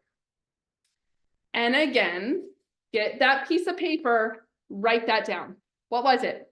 What was a situation you had at work? It can be another golden moment, but like, what is another situation you had at work that you had to solve? And if some of you are coming here and you're like, I haven't worked for the last 10 years, I've been taking care of kids. Okay, something you've done in either volunteer or it could be with your kids. Maybe you ran something for their sports teams. Like, what is something you've done, a situation that you've come up against, or a problem that you had to take care of? And write it down real quick. What was it? Write it down. And Glenn, to answer your question, it doesn't have to be in the last 5 to 10 years, but it's great if it is, right? So, and I'm going to answer, so often my answers are, it depends, which feels like a lame answer sometimes, but it really does. So, for example, I had mentioned to you guys, I do a lot of interviewing and hiring for ministry, for churches. And so a lot of times somebody in ministry will be in ministry, maybe right when they get out of college, or while they're going through college, or when they're young and they're trying to figure out what they want to do. They love their church, so they'll take on a job at a church, and so they'll have ministry work. Well, then they leave ministry and they go more into corporate for 10 or 15 years. And then they're like, I am being called back to ministry. And so now they start interviewing with churches again. And so hopefully they volunteer during this time also, but they go back and they start interviewing for ministry jobs. Their answers can go back, 15, 20 years to when they were working in ministry, because that would make sense. So if something like that happens for you, totally makes sense. If you're interviewing with Motorola and you worked for Intel 15 years ago, that would make sense because it's the same language. But if you can come up with 10 examples of stuff that happened in the last 5 to 10 years, that's probably the best option. Okay, so you have written down your, what is the situation? Finish answering these questions. Do the same thing you did with the golden moment. What was the challenge and what had to be done? What did you do? What did you do? Did you have tools you had to use? What did you do? And then explain the results. What accomplishments happened? Did you save the company money? Did you get a recognition? How many people did you help? Quantify that. Quantify that. And here's the thing, you guys. These examples, when you really work through them, can be used on your resume and should be used on your resume. So here you're doing some double work, not double work. You're doing one thing and you're getting result for two things. So you're going to be able to take these examples and incorporate them into your resume. So anytime you think around on your resume, bullets or accomplishment statements, this is what we're talking about. You want to quantify them. You want to put numbers to them. So write one down. I'm gonna give you just another minute to do that. I'm still looking for that AI tool. So go ahead and answer those questions. Write this down. Write those answers down on your piece of paper.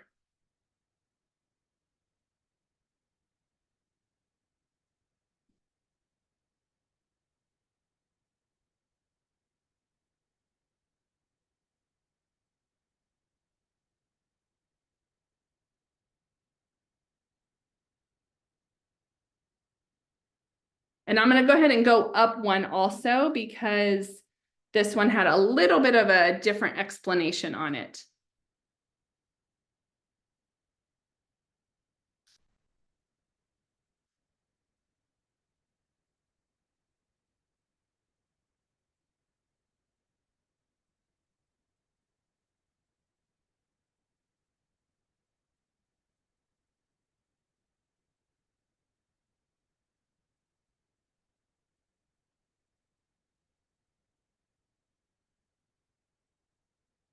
All right, just another minute or so to kind of get that in.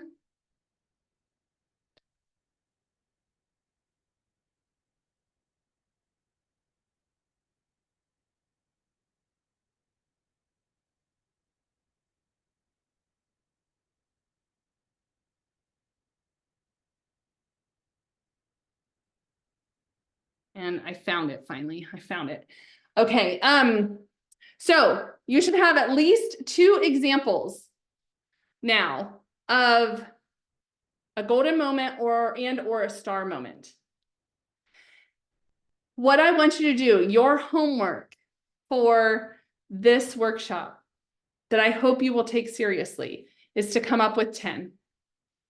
Come up with 10 and write them out. Write those answers out. What was the situation? What actions did you have to take? And what was the result? And when you do that, you are going to be able to come up with really good interview answers. You're going to be able to come up with really good interview answers. And so I'm not giving you this homework just for busy work. I'm giving you this homework because it matters.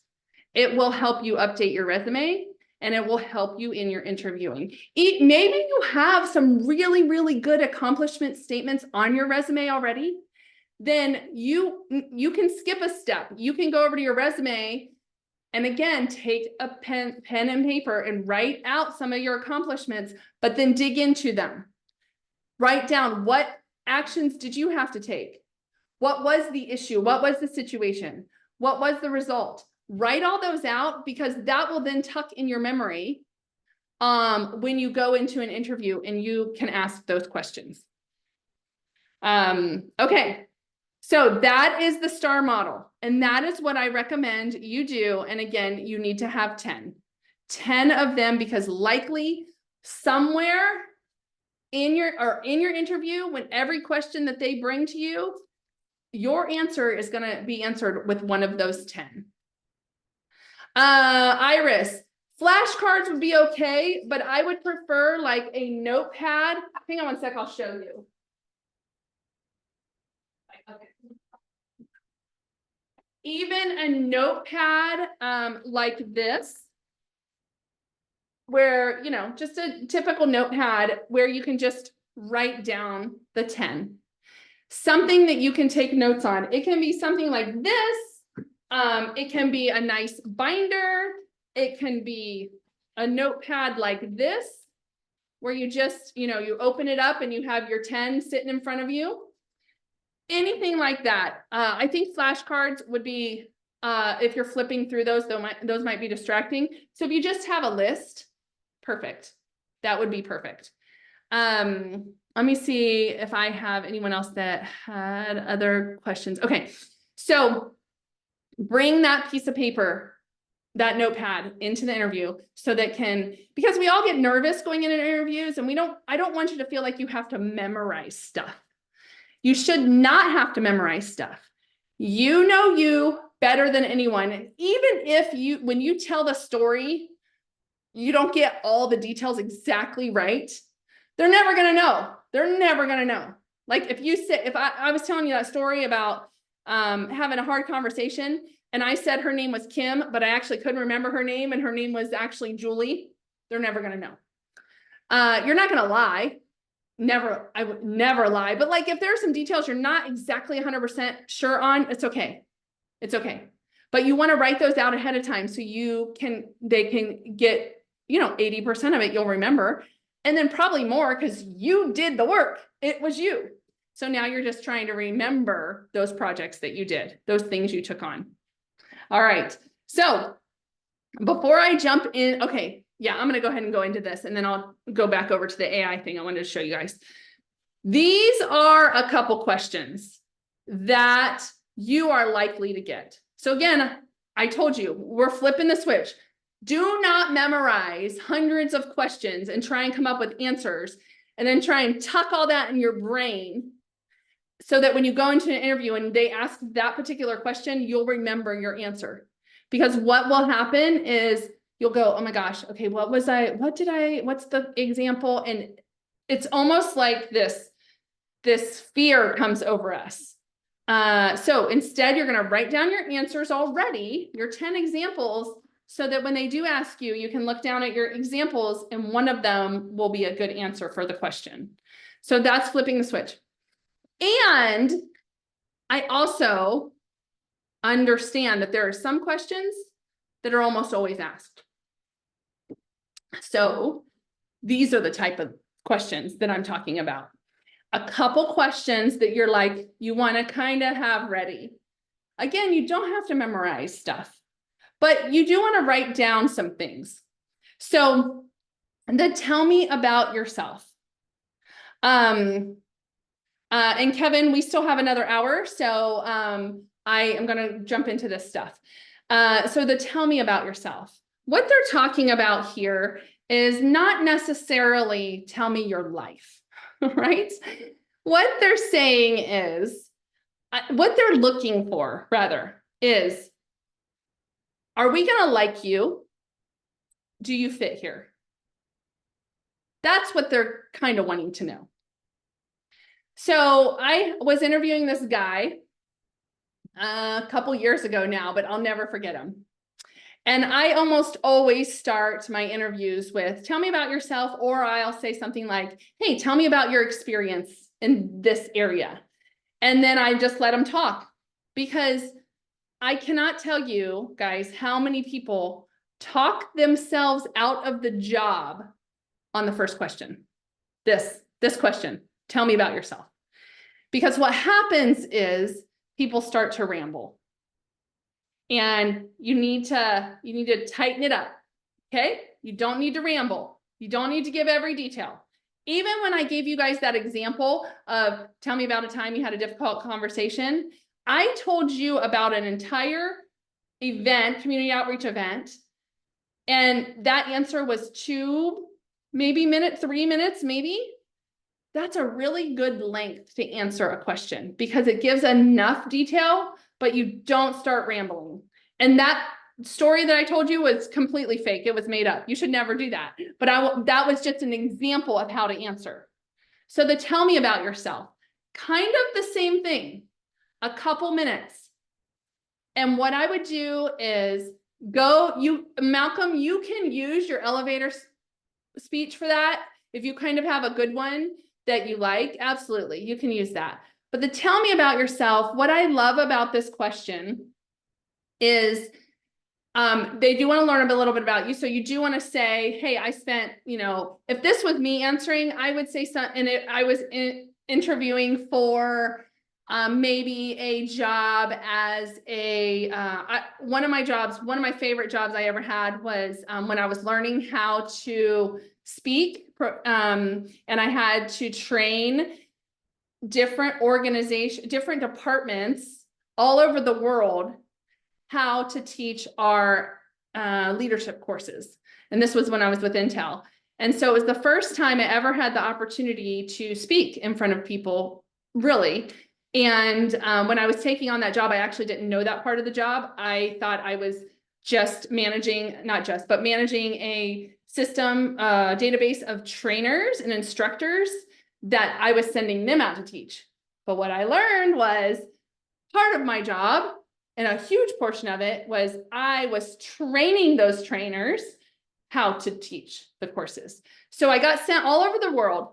And so if I was going back to corporate and I wanted to be a trainer again, or I wanted to, travel and teach, then when I was telling this story, I would say, after when I graduated with my undergrad, I was at Intel for 10 years and I was, running projects, and my favorite job there was that I got to be a trainer and travel and learn all these cultures all over the world. And I got put into some really interesting situations with leaders, but I was able to train leaders all across the organization on our core values and on new hire practices. And then I left Intel. I ran a staffing firm for a couple years. And then I was able to launch a nonprofit, and our nonprofit, serves people across the nation. We help people get jobs.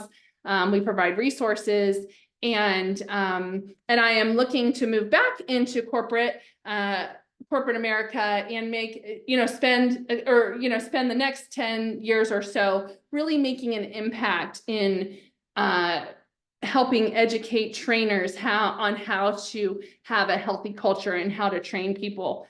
So, I have kids, but they're a little bit older now. And so I have a lot more freedom to be able to go and do stuff, and travel is one of my my main values. And so this position just seemed like a great fit on so many levels. Okay. High level overview, a little bit about my history. They want to know about your work history. And then I threw a little bit of personal in there. You don't have to, but I did.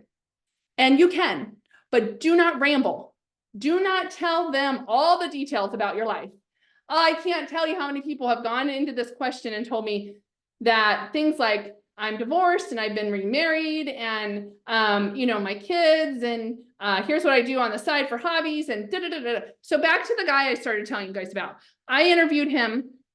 I asked this question. My screening initial interviews are only a half hour, because the purpose is validate the experience, ask a couple questions, see if they'd be a good fit. I asked, hey, Brian, tell me a little bit about yourself. Tell me about your experience. This guy went on for 25 minutes straight. I tried to interrupt him multiple times. He wouldn't stop talking. And so finally, at about the 25-minute mark, I said, hey, Brian.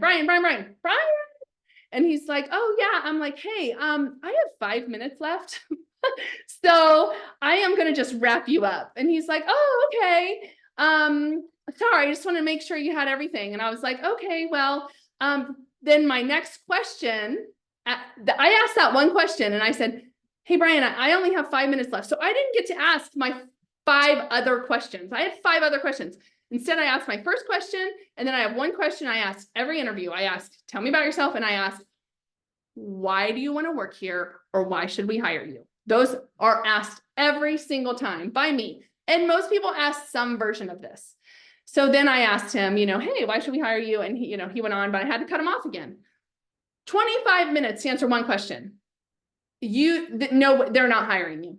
They're not hiring, because what you're telling them without telling them is, this is the way you talk to people. That they're gonna sit in meetings with you forever, and it's never gonna end, and it's gonna be frustrating. So when you're interviewing, your goal is to make a connection, answer the questions but answer them that gives enough detail, but it doesn't ramble forever. And then they're always, a lot of times they're asking you about strengths and weaknesses. Give examples, think through those. You can take that disc I told you about and it will give you strengths and weaknesses.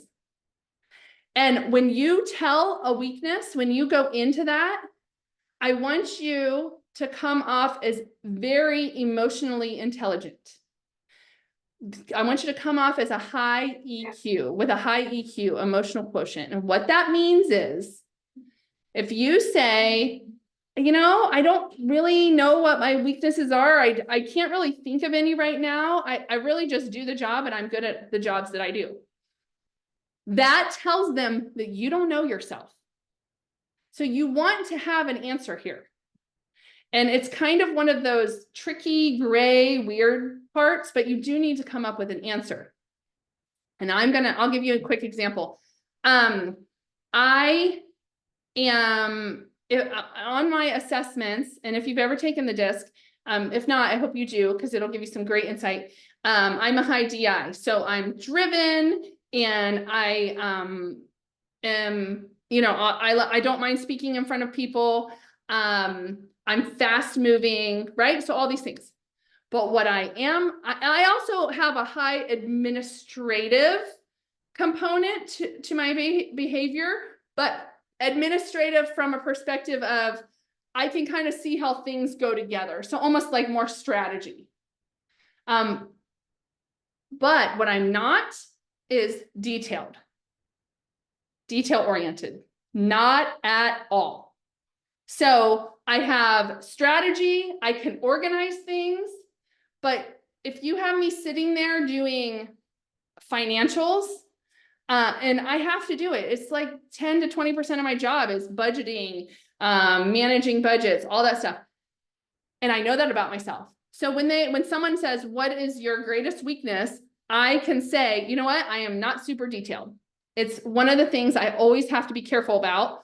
So when I'm working on things like budgets, or I'm writing emails, or I'm putting together reports, I always have colleagues or my staff or a leader, somebody look through my documentation to make sure. For example, with my budget that I have to submit to the board every month, I have a finance team. And I do the budget, and then I go through it with one of my employees, and we look at it, make sure it's right. They correct anything. Then our finance team does a scrub. And then our accountant puts together the report that we submit to our board. Okay, that might seem like a lot of work for a nonprofit that, you know, doesn't make a ton of money, but it's helping me, it's protecting me, because I'm not detail oriented. So I have to have that around me. What weakness do you have, or perceived weakness, and what do you do about it? That's what matters more. How do you solve that? If you get frustrated and upset really quickly about something, maybe a customer on the phone is yelling at you, and you're like, I get really frustrated, but I know that about myself, so here's what I do. And you talk through that and you give them an example. And again, you can go back to your sheet and look, when was the time that you did this, or when was the time a weakness happened? Use one of your examples. Use one of your examples and talk through your weakness, because it will show you that, again, they're not really looking at what your weakness is. Now, if you're an accountant and you say, you know, details are not my thing, okay, issue there, right? But if like your weakness is something that you can deal with, you can talk about, you can say, if I'm talking to a customer and they start yelling at me, this is how I respond because I'm prepared. I don't want to get worked up. It's not helpful. And so because I know that about myself, here's what I do. And I follow these 3 steps. And this is how I have done it before. That's great. That's super high emotional intelligence. So those are some of the questions. And then my this last one, or the third one listed here, why should we hire you? This question should be the easiest question of everything you've been asked, because you've already done the research. You followed them on social media. Maybe you connected with some people either at the company or you at least now have in your network. You went out on their website. You know that their values are aligned. Let's say, Kevin, you're interviewing with Welch's right now, and they say, why do you want to work here? You don't even have to think about it. You already know, you named the 3 behavior traits that are a match based on their values. You can tell them, well, based on some of the research I've done through your website, through social media, you guys seem to have a high value on tradition because you're working with farmers. Also, you have a high focus on customers, and being around people, working with people, helping solve customer problems is one of my highest values. And then I can't remember what the third one was, but you had 3. Passion, I think you had 3. And so you already know why you want to work there and why they should. And so that's an easy one. That should be so easy. You don't have to memorize it. You know the company. Maybe they posted something recently on their social media that really resonated with you. You can answer that here. Again, it's about making the connection. Are you a good fit for their company? And then all the other examples that we've done so far today is tell me about something. Tell me about a time. All right. So those are some of the, and I just go into a little bit more detail, but again, the tell me about yourself, as I had mentioned, it's the resume verification. It's, have you done this? Have, a little bit, you can throw a little bit of personal in there because you want to connect. Maybe you know something about them based on your research that this is where you can throw it in. Like I said, hey, where you went to college at Ohio State, and you say that after I graduated from Ohio State, then I went to work for Intel. And let's say you're interviewing with Joe and you know that Joe went to Ohio State. You can look right at Joe and go, I graduated from Ohio State, go Bucks, right, Joe? Like whatever, and then keep going on. That is a connection point. So if you're prepared for your interview, these are the things that can move you forward in the process. Okay, I'm going to move on past those because we already talked about them. Strengths and weaknesses, again, give 1 or 2. Do not say that you don't have them. But when you do mention a weakness, talk about how you not fix that weakness. I think too many people spend time on, oh, I really got to focus on my weaknesses. Why? You just have to know how to work with them. Focus on your strengths and make an impact there. That's what you're meant to do. If I focused on my weaknesses, I would probably be sitting in a cubicle working at a desk all day in accounting, and I would hate my life.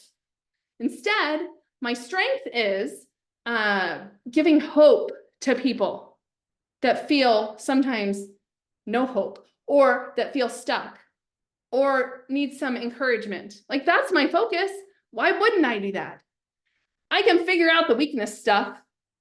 I can fix that, when it needs fixed, but I'm not going to be sitting here running Excel spreadsheets. No way. Focus on your strengths. What are those? And be super clear about them. And do not be shy about them. Don't feel like you're bragging. You're not. You're in an interview. It's okay. It's okay to talk good about yourself.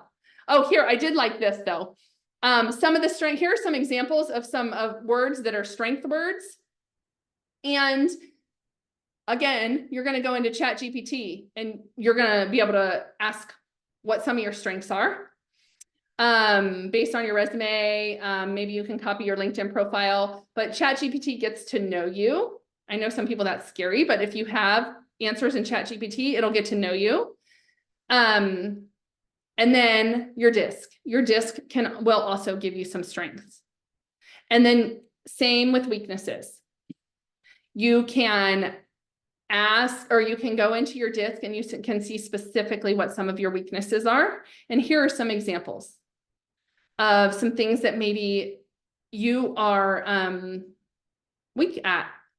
And I don't know, everyone's different. People, you can be introverted, you can be extroverted, maybe you're a combo. I've always been told my whole life I'm an extrovert, and so I'm like, all right, I'm an extrovert.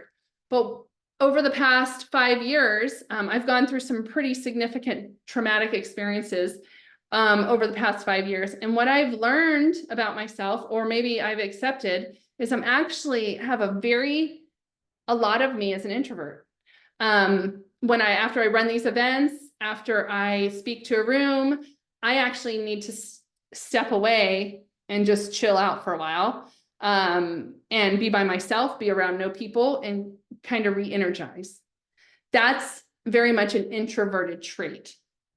And so I can seem like I'm outgoing and want this, but for me, a weakness, introversion is not a weakness. Introverted is same strength as a extrovert. But if I'm applying for jobs, and go back to the trainer job, that would seem to be an extroverted person, I could say, I do have these introverted traits where I really need to be by myself. And I've learned that about myself after I get off of a stage, or after I do a training event, or work with a big group of people. Then I don't schedule any meetings within the next couple hours, because I just do some work and I'm by myself. And naturally, I just don't like to be around a ton of people unless I have a purpose. And when I'm speaking on stage, or when I'm training, or when I'm giving hope, I have a purpose. But I'm just not a master at small talk. And so I need that time to recuperate. That is a way that I take what may seem like a weakness into a strength. So that's the way you can do it. Okay. And then why should we hire you? So again, tie that right back to the company. Tie that directly back to them. And we talked about the behavioral interviews, and that's why you're going to have your 10 examples. You're going to have your 10 examples so that you can answer these. And I just want to give you a couple examples of those. I know I have been talking through some of these, but here's a couple. I'll give you a minute to read through these.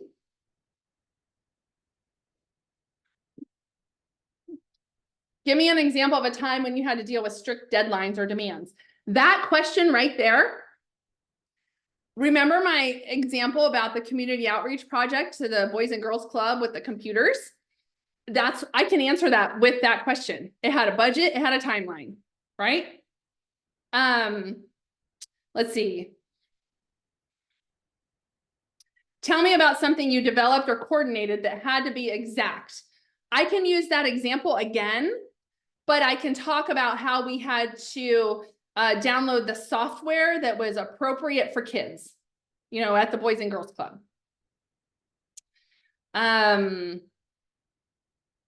Tell me about a time when you prevented unfair or inappropriate behavior by one of your peers. Again, I can go back to that example and talk about how that employee came off to the client that we were working with, and how I kind of had to step in and say, hey, we'll just come back on this. And then we had a conversation later. So that one example, I wouldn't use it 3 times in an interview. I'm just telling you that's 3 different questions that can be used by that one example. So typically when I'm in an interview and I have Iris, I'm going to answer that question right now. When I have my 10 examples written down on my piece of paper, when I use one of the examples, what I do, it works for me, is I just scribble it out. I just scribbled out, or I'll do a big check mark or something to indicate to myself, I've already given this example. Now, if you have another question that comes through that you feel like none of these other examples fit, yes, you can expand on that example.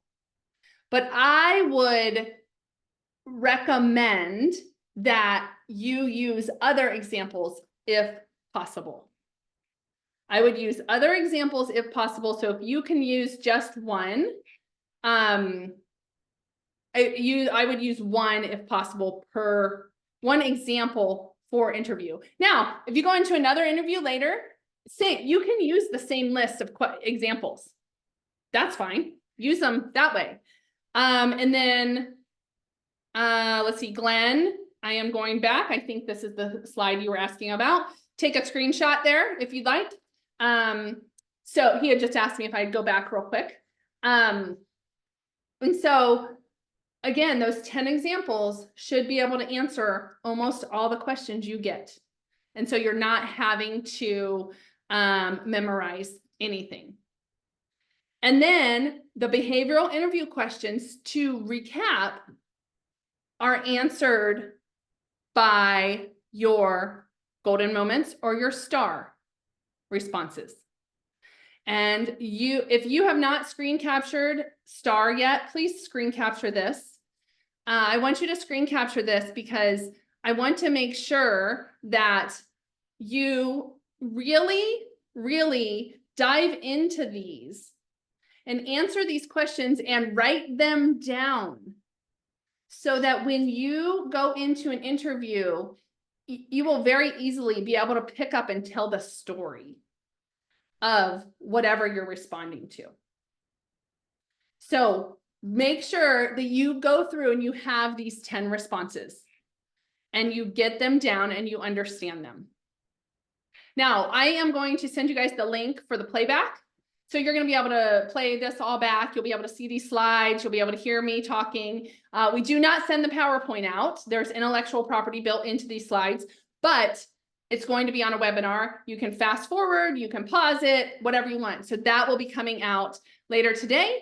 Sometimes it takes the next day.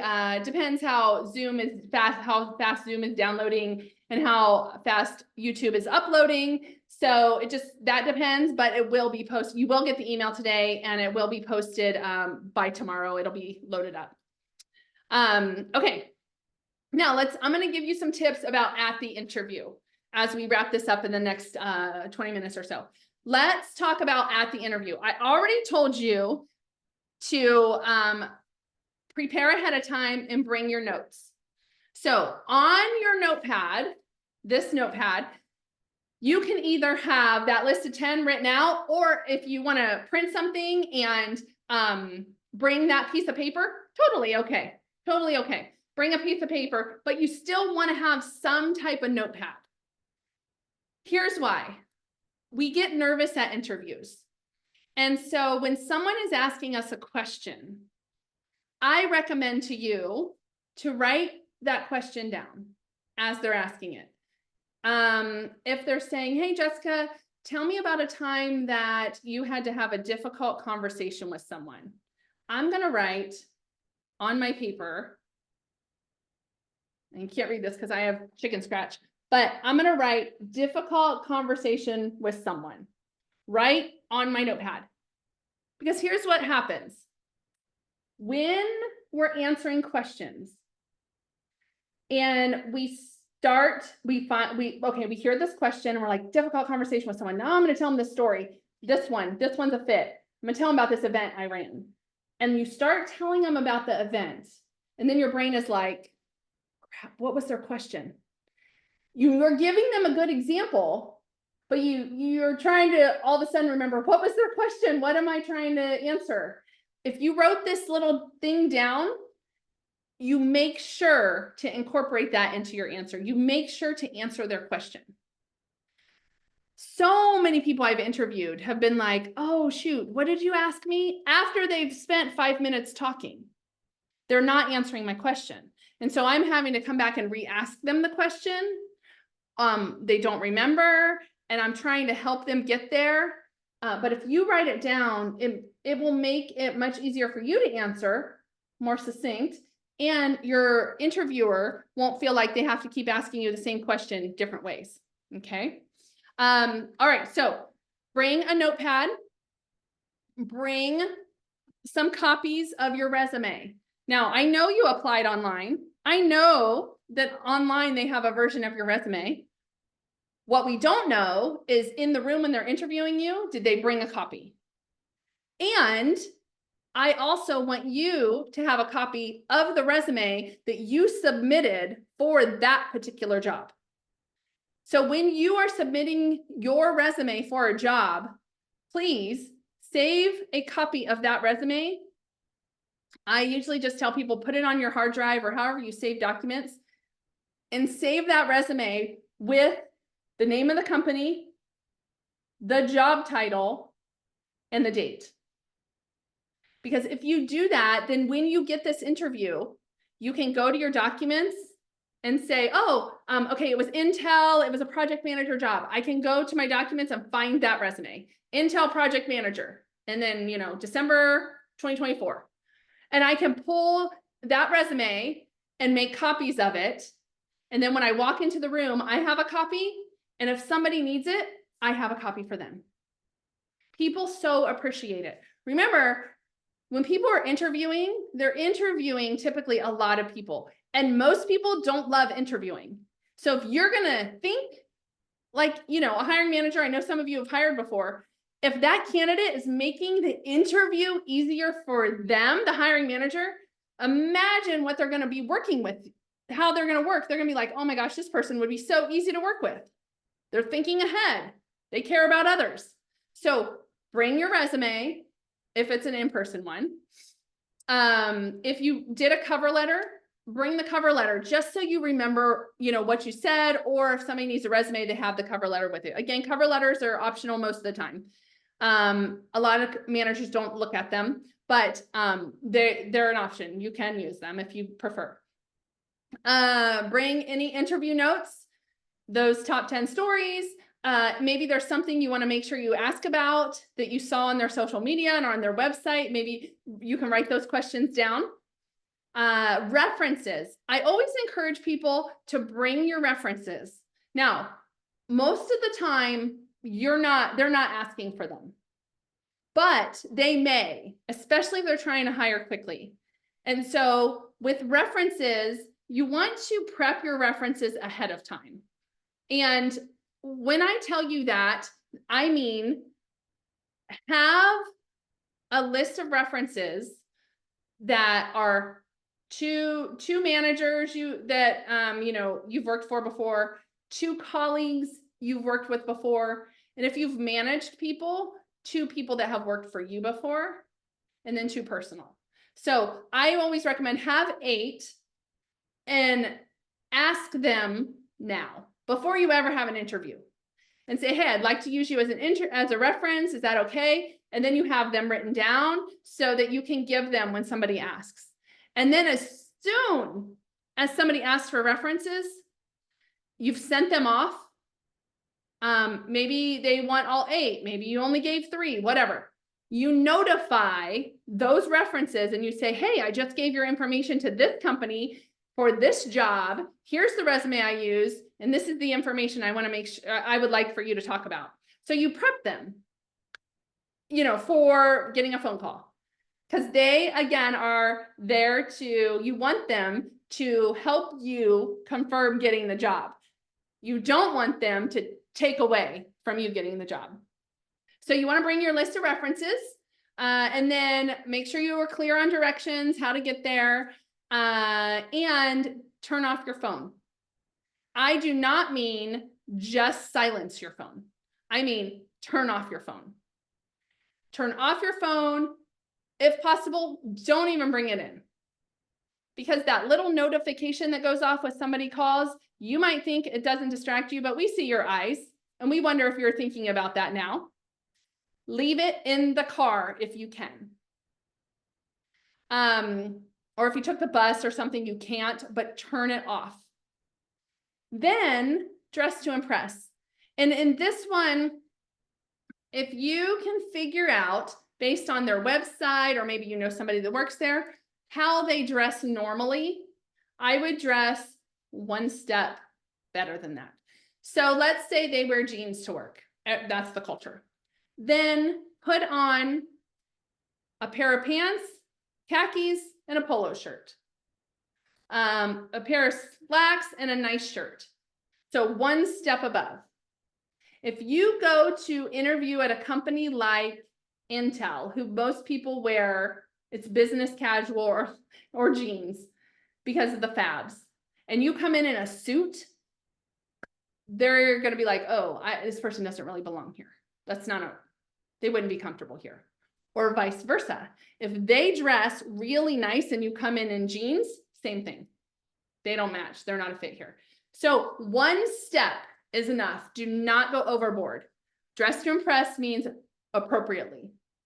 Okay. Now when you go into the so that's kind of like before, what do you bring? What do you do?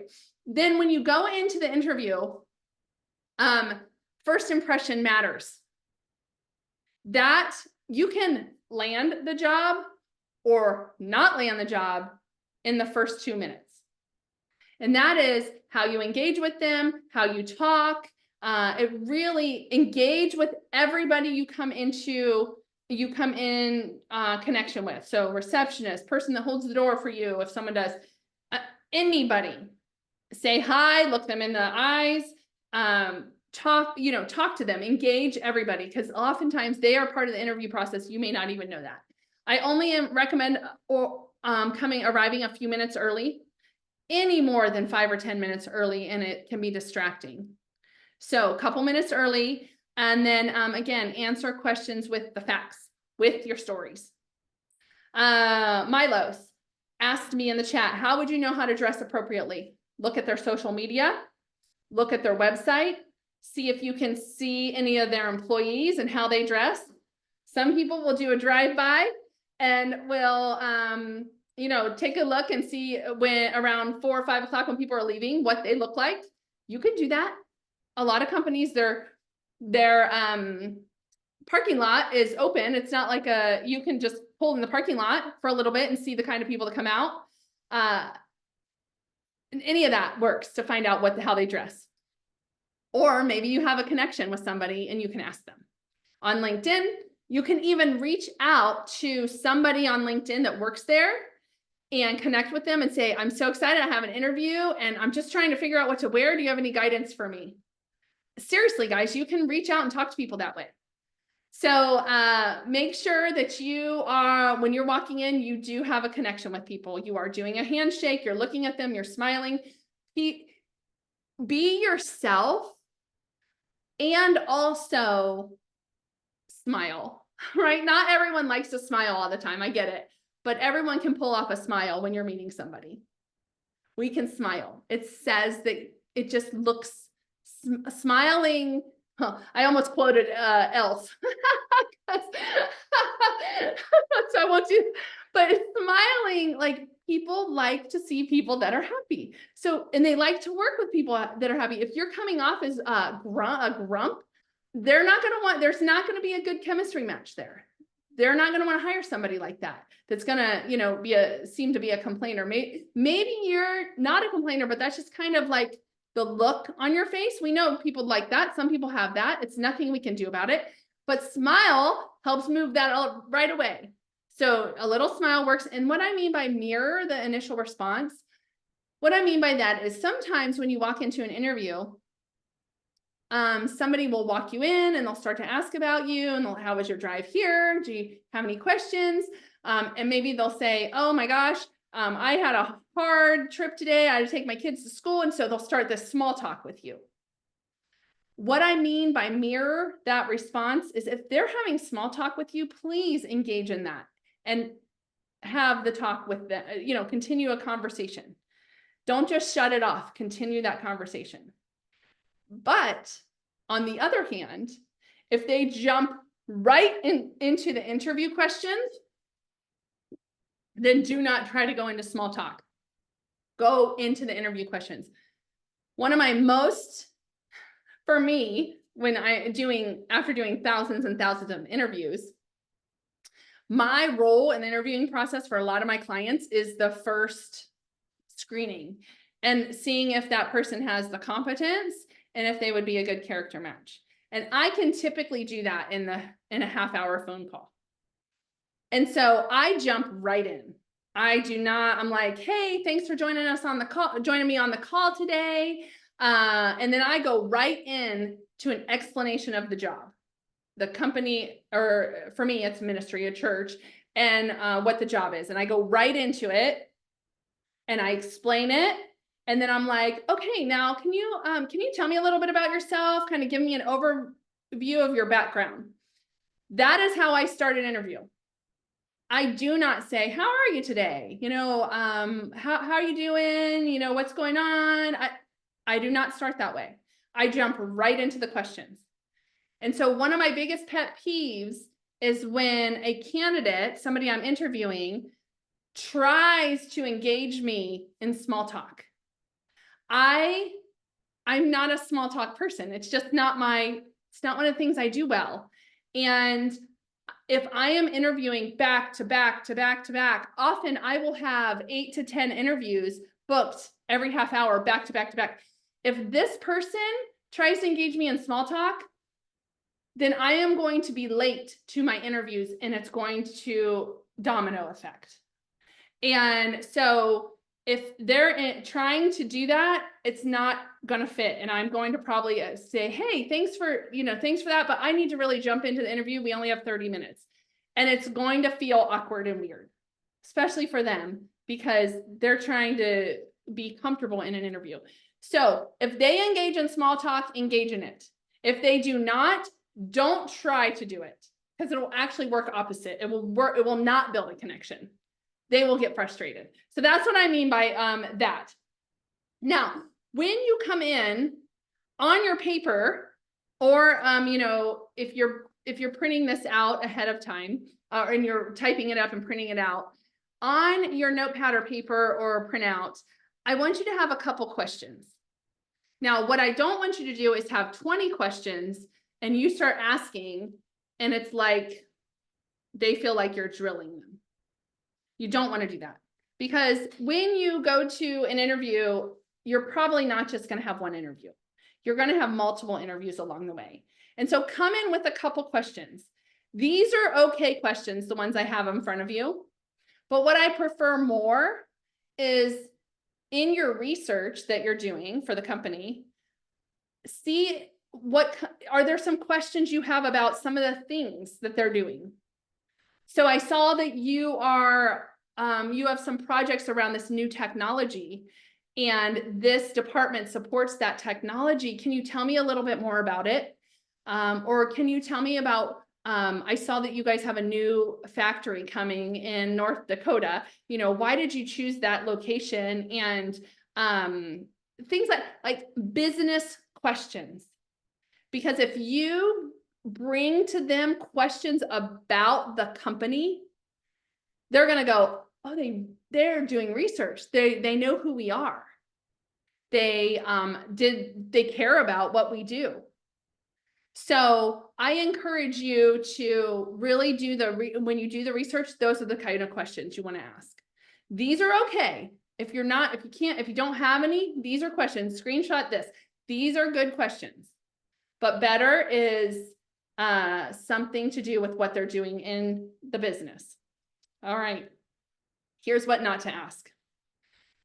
And you might want to screenshot this. Do not ask, especially in the first interview, anything around salary and benefits. That will come. And many states now are required to put that information in the job description. Not all states. I'm from Arizona. It's not required here yet. But many states are required to put that, which is great. I hope it ends up happening everywhere, because then we get over the dreaded salary question. It's already out there. But you can hold off on those, because if you ask it in the first question, in the first interview, you leave that interview and that's what they're remembering, that you asked that question, and it just doesn't feel good. They want you to want to work there. They don't want you to work there because of how much they're paying you. I mean, we need to be paid well, but that's not what you want to plant in their head.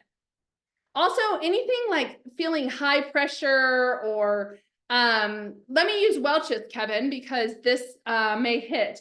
So I assume it hits for Welch's, but there was a law that just changed.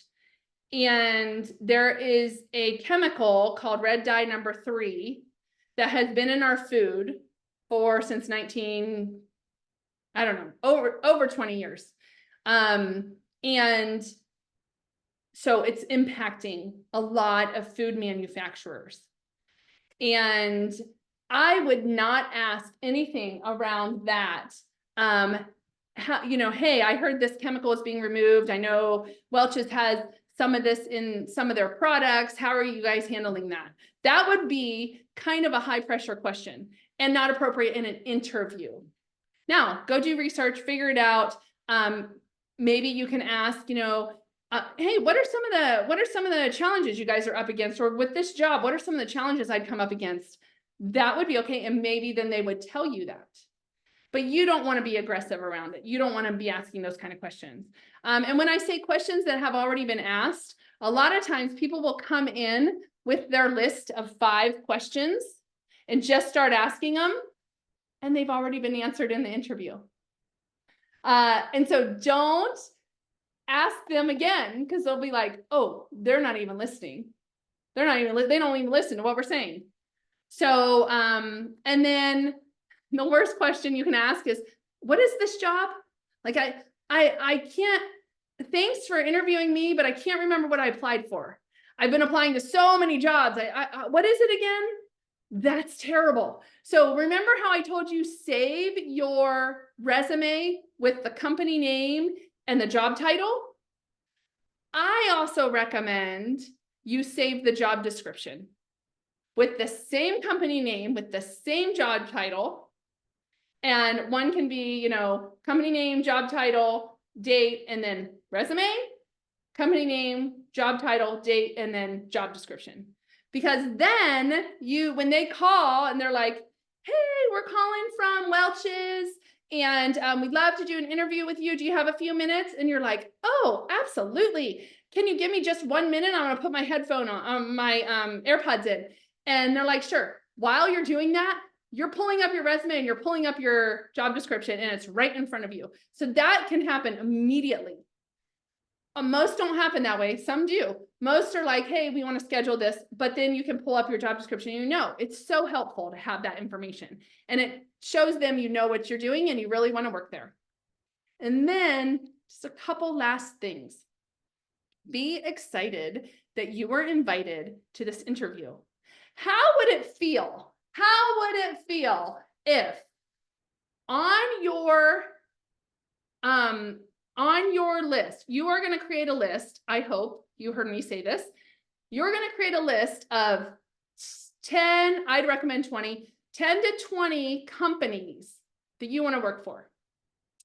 And Emily, let's say United Way called you and said, hey, we saw your resume. You applied for this job. Are you available for your interview? Emily, I would love if you would put in the chat, how would that make you feel if United Way called you and said, we have a job, I'd like you to interview? Because what has happened is Emily has United Way on her list of 20, and she's done some research on them. And so hopefully, I don't know if she's still on, but hopefully when she gets an invite from United Way that's on her list, she's immediately excited. Instead of maybe this nonprofit, maybe the Red Cross calls Emily and says, hey, Emily, we saw your resume. And Emily's like, okay, great. I'd love to interview, but she doesn't really, Red Cross is a big name and she thinks, I think they're good, but I don't know anything about them. She's going to have to go get excited about that interview. Where if it's one of the people on her list, she's excited, she's hopeful, she's ready to go. Okay, so when you walk into that interview, I want you to genuinely be excited about it.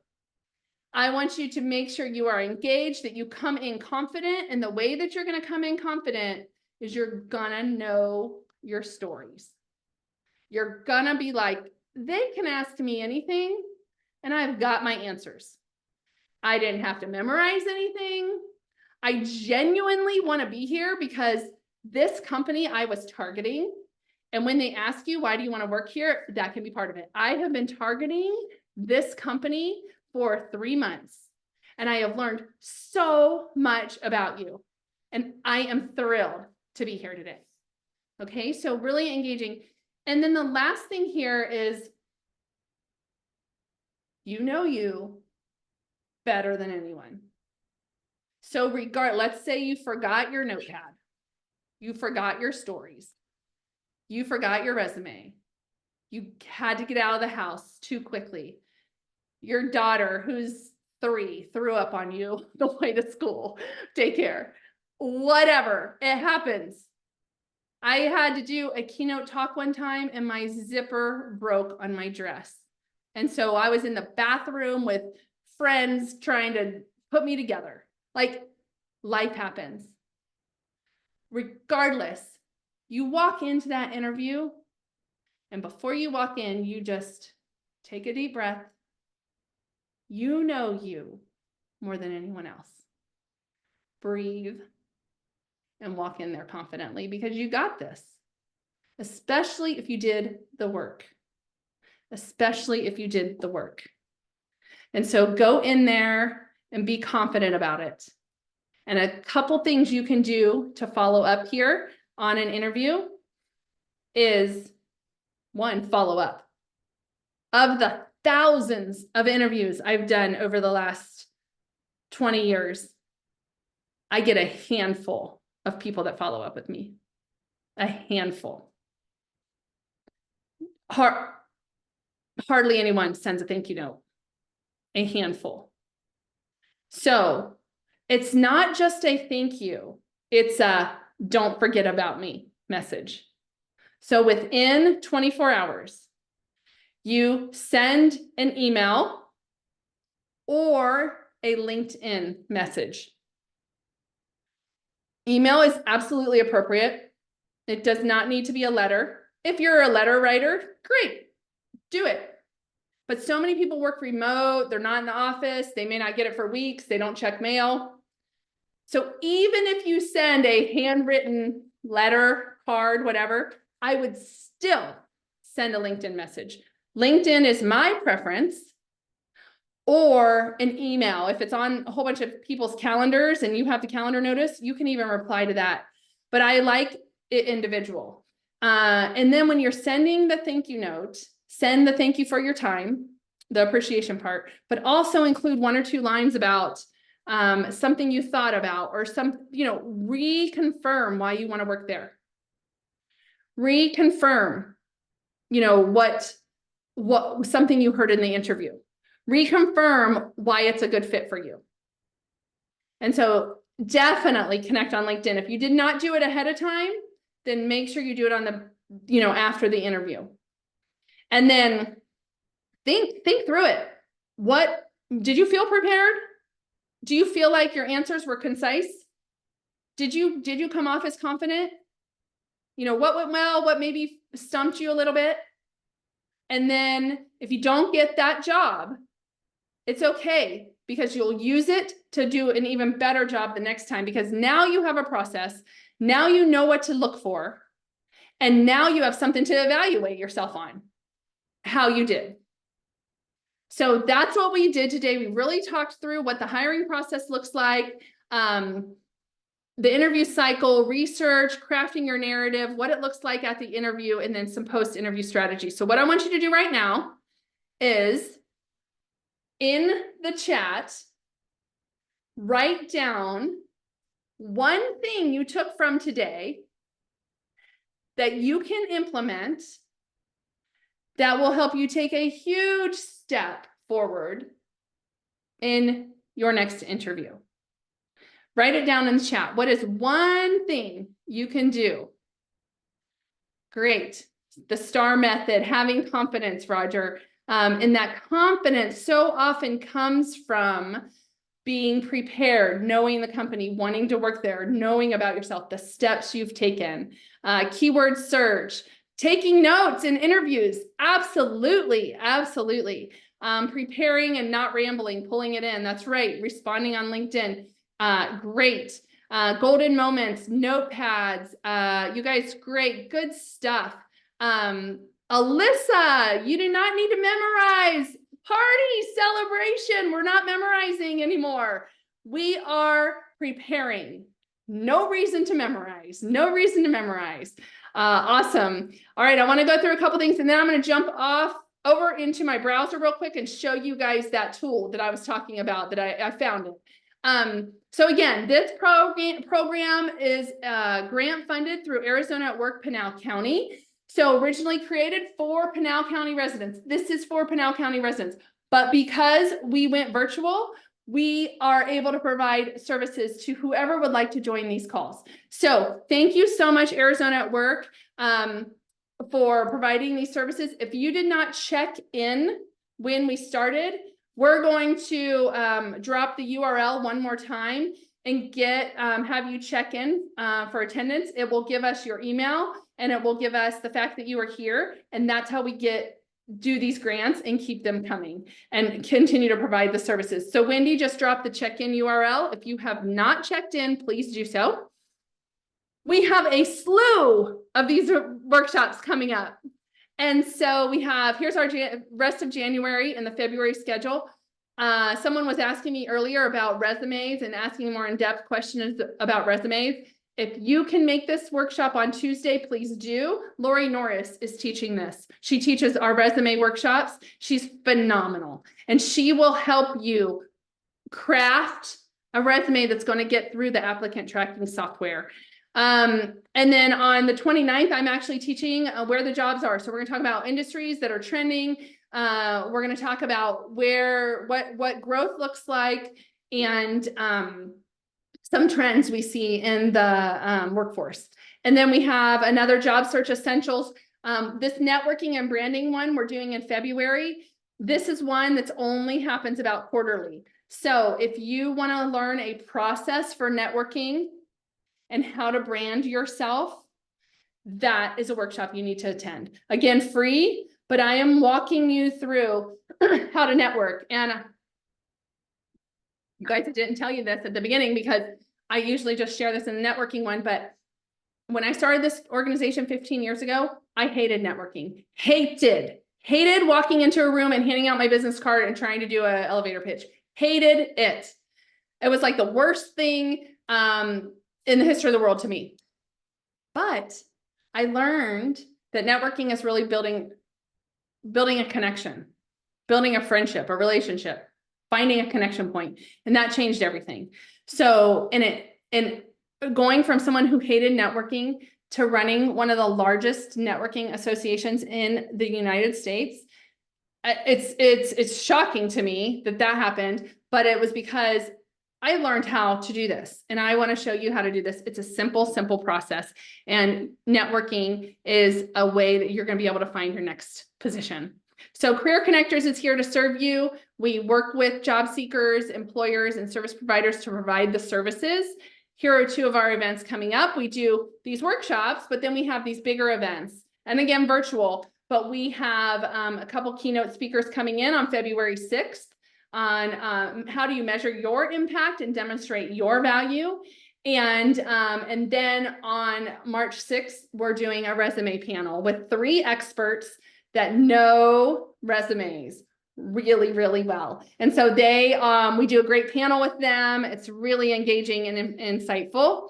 And then I did the workshop. This is my QR code. And we can connect on my website is, I'm going to write it down here. But what I love is to connect with people on LinkedIn. So if you have not connected with me yet on LinkedIn, that's another place you can connect with me. And, I don't do a lot of one-on-one coaching, consulting. I just don't have the time, but sometimes I'll answer questions on LinkedIn or on my posts. If you comment, I'll answer questions in my direct messages. I'll answer questions. And so if you'd like to connect, if you have a question here or there, submit it to me on LinkedIn. That's the best way to get a hold of me. The previous screen with a list of events. Yes. Let me go there. I have these ones. And this link will be included in the follow-up email that you guys are going to get.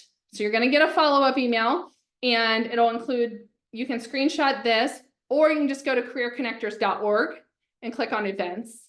And so that we have this one, and then we have these 2 coming up, and we're getting ready to release March through June, all of our events are ready to go. And so, and we have our speakers ready to go. So you'll be seeing those ones come out as well. All right, what I'm going to do now is I am going to move over to my browser again, and I am going to share that AI tool I was telling you guys about. So let me get there. And see, where is my Zoom? Here, I'm going to share. So the other tool to bring you guys back real quick, I know we're almost at the time. This is called agent.ai.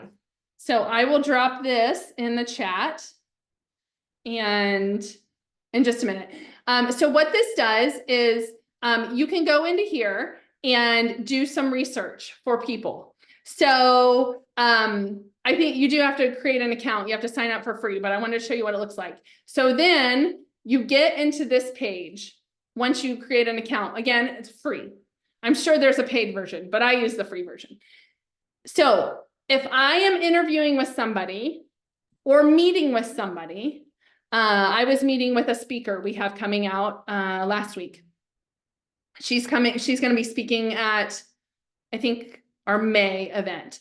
And I don't know her. I was interviewing her to see if she'd be a good keynote. She's a phenomenal keynote speaker, and she offered to do this for us.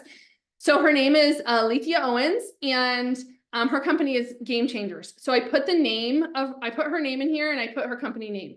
And what this AI tool did was it went out to LinkedIn, predominantly LinkedIn. It probably uses other things too, but it went out to LinkedIn. It gave me, in a very simple to read format, her work history. And then she worked at State Farm for, I don't know, 6-7 years or something. And if I was just looking at her LinkedIn profile, I likely wouldn't have scrolled down that far. But because I saw it in this format, I was able to make a connection with her about State Farm, because Arizona has a huge presence in State Farm, and we've done a lot with them. And so we talked about culture there a little bit. And then it gives you an overview of some of things that might be interesting, connection points on this. It also talks about her accomplishments. She was ranked number 8 among the top 30 brand gurus in the world. Well, guess what I'm going to have her talk about is some of the branding stuff, how we brand ourselves in the marketplace. Because I was like, heck yes. Like, I want to bring the ranked number 8 person around branding to our events to help our people. And then just some of her skill sets. Here is what I think is so cool. Here are some of her motivators. So if you're looking through this and you're like, oh, is there anything I can connect on? So hold this report. It took about a minute. It takes a little bit of time to run it. But before you go into an interview, run this and see if you have some connection points, and write it down and bring it with you. So agent.ai, and I will put that in the chat as well. Okay, now I can stop sharing this. All right, so much information. You guys are going to get, again, you're going to get an email, and it will have everything we talked about and more. We'll have the playback to this webinar. It'll have a job search checklist, and it will have a whole bunch of the URLs we chatted about. So that's it. Thank you for all being here and being engaged. And again, connect with me on LinkedIn, and I would love to hear from you guys. Thank you for being here today.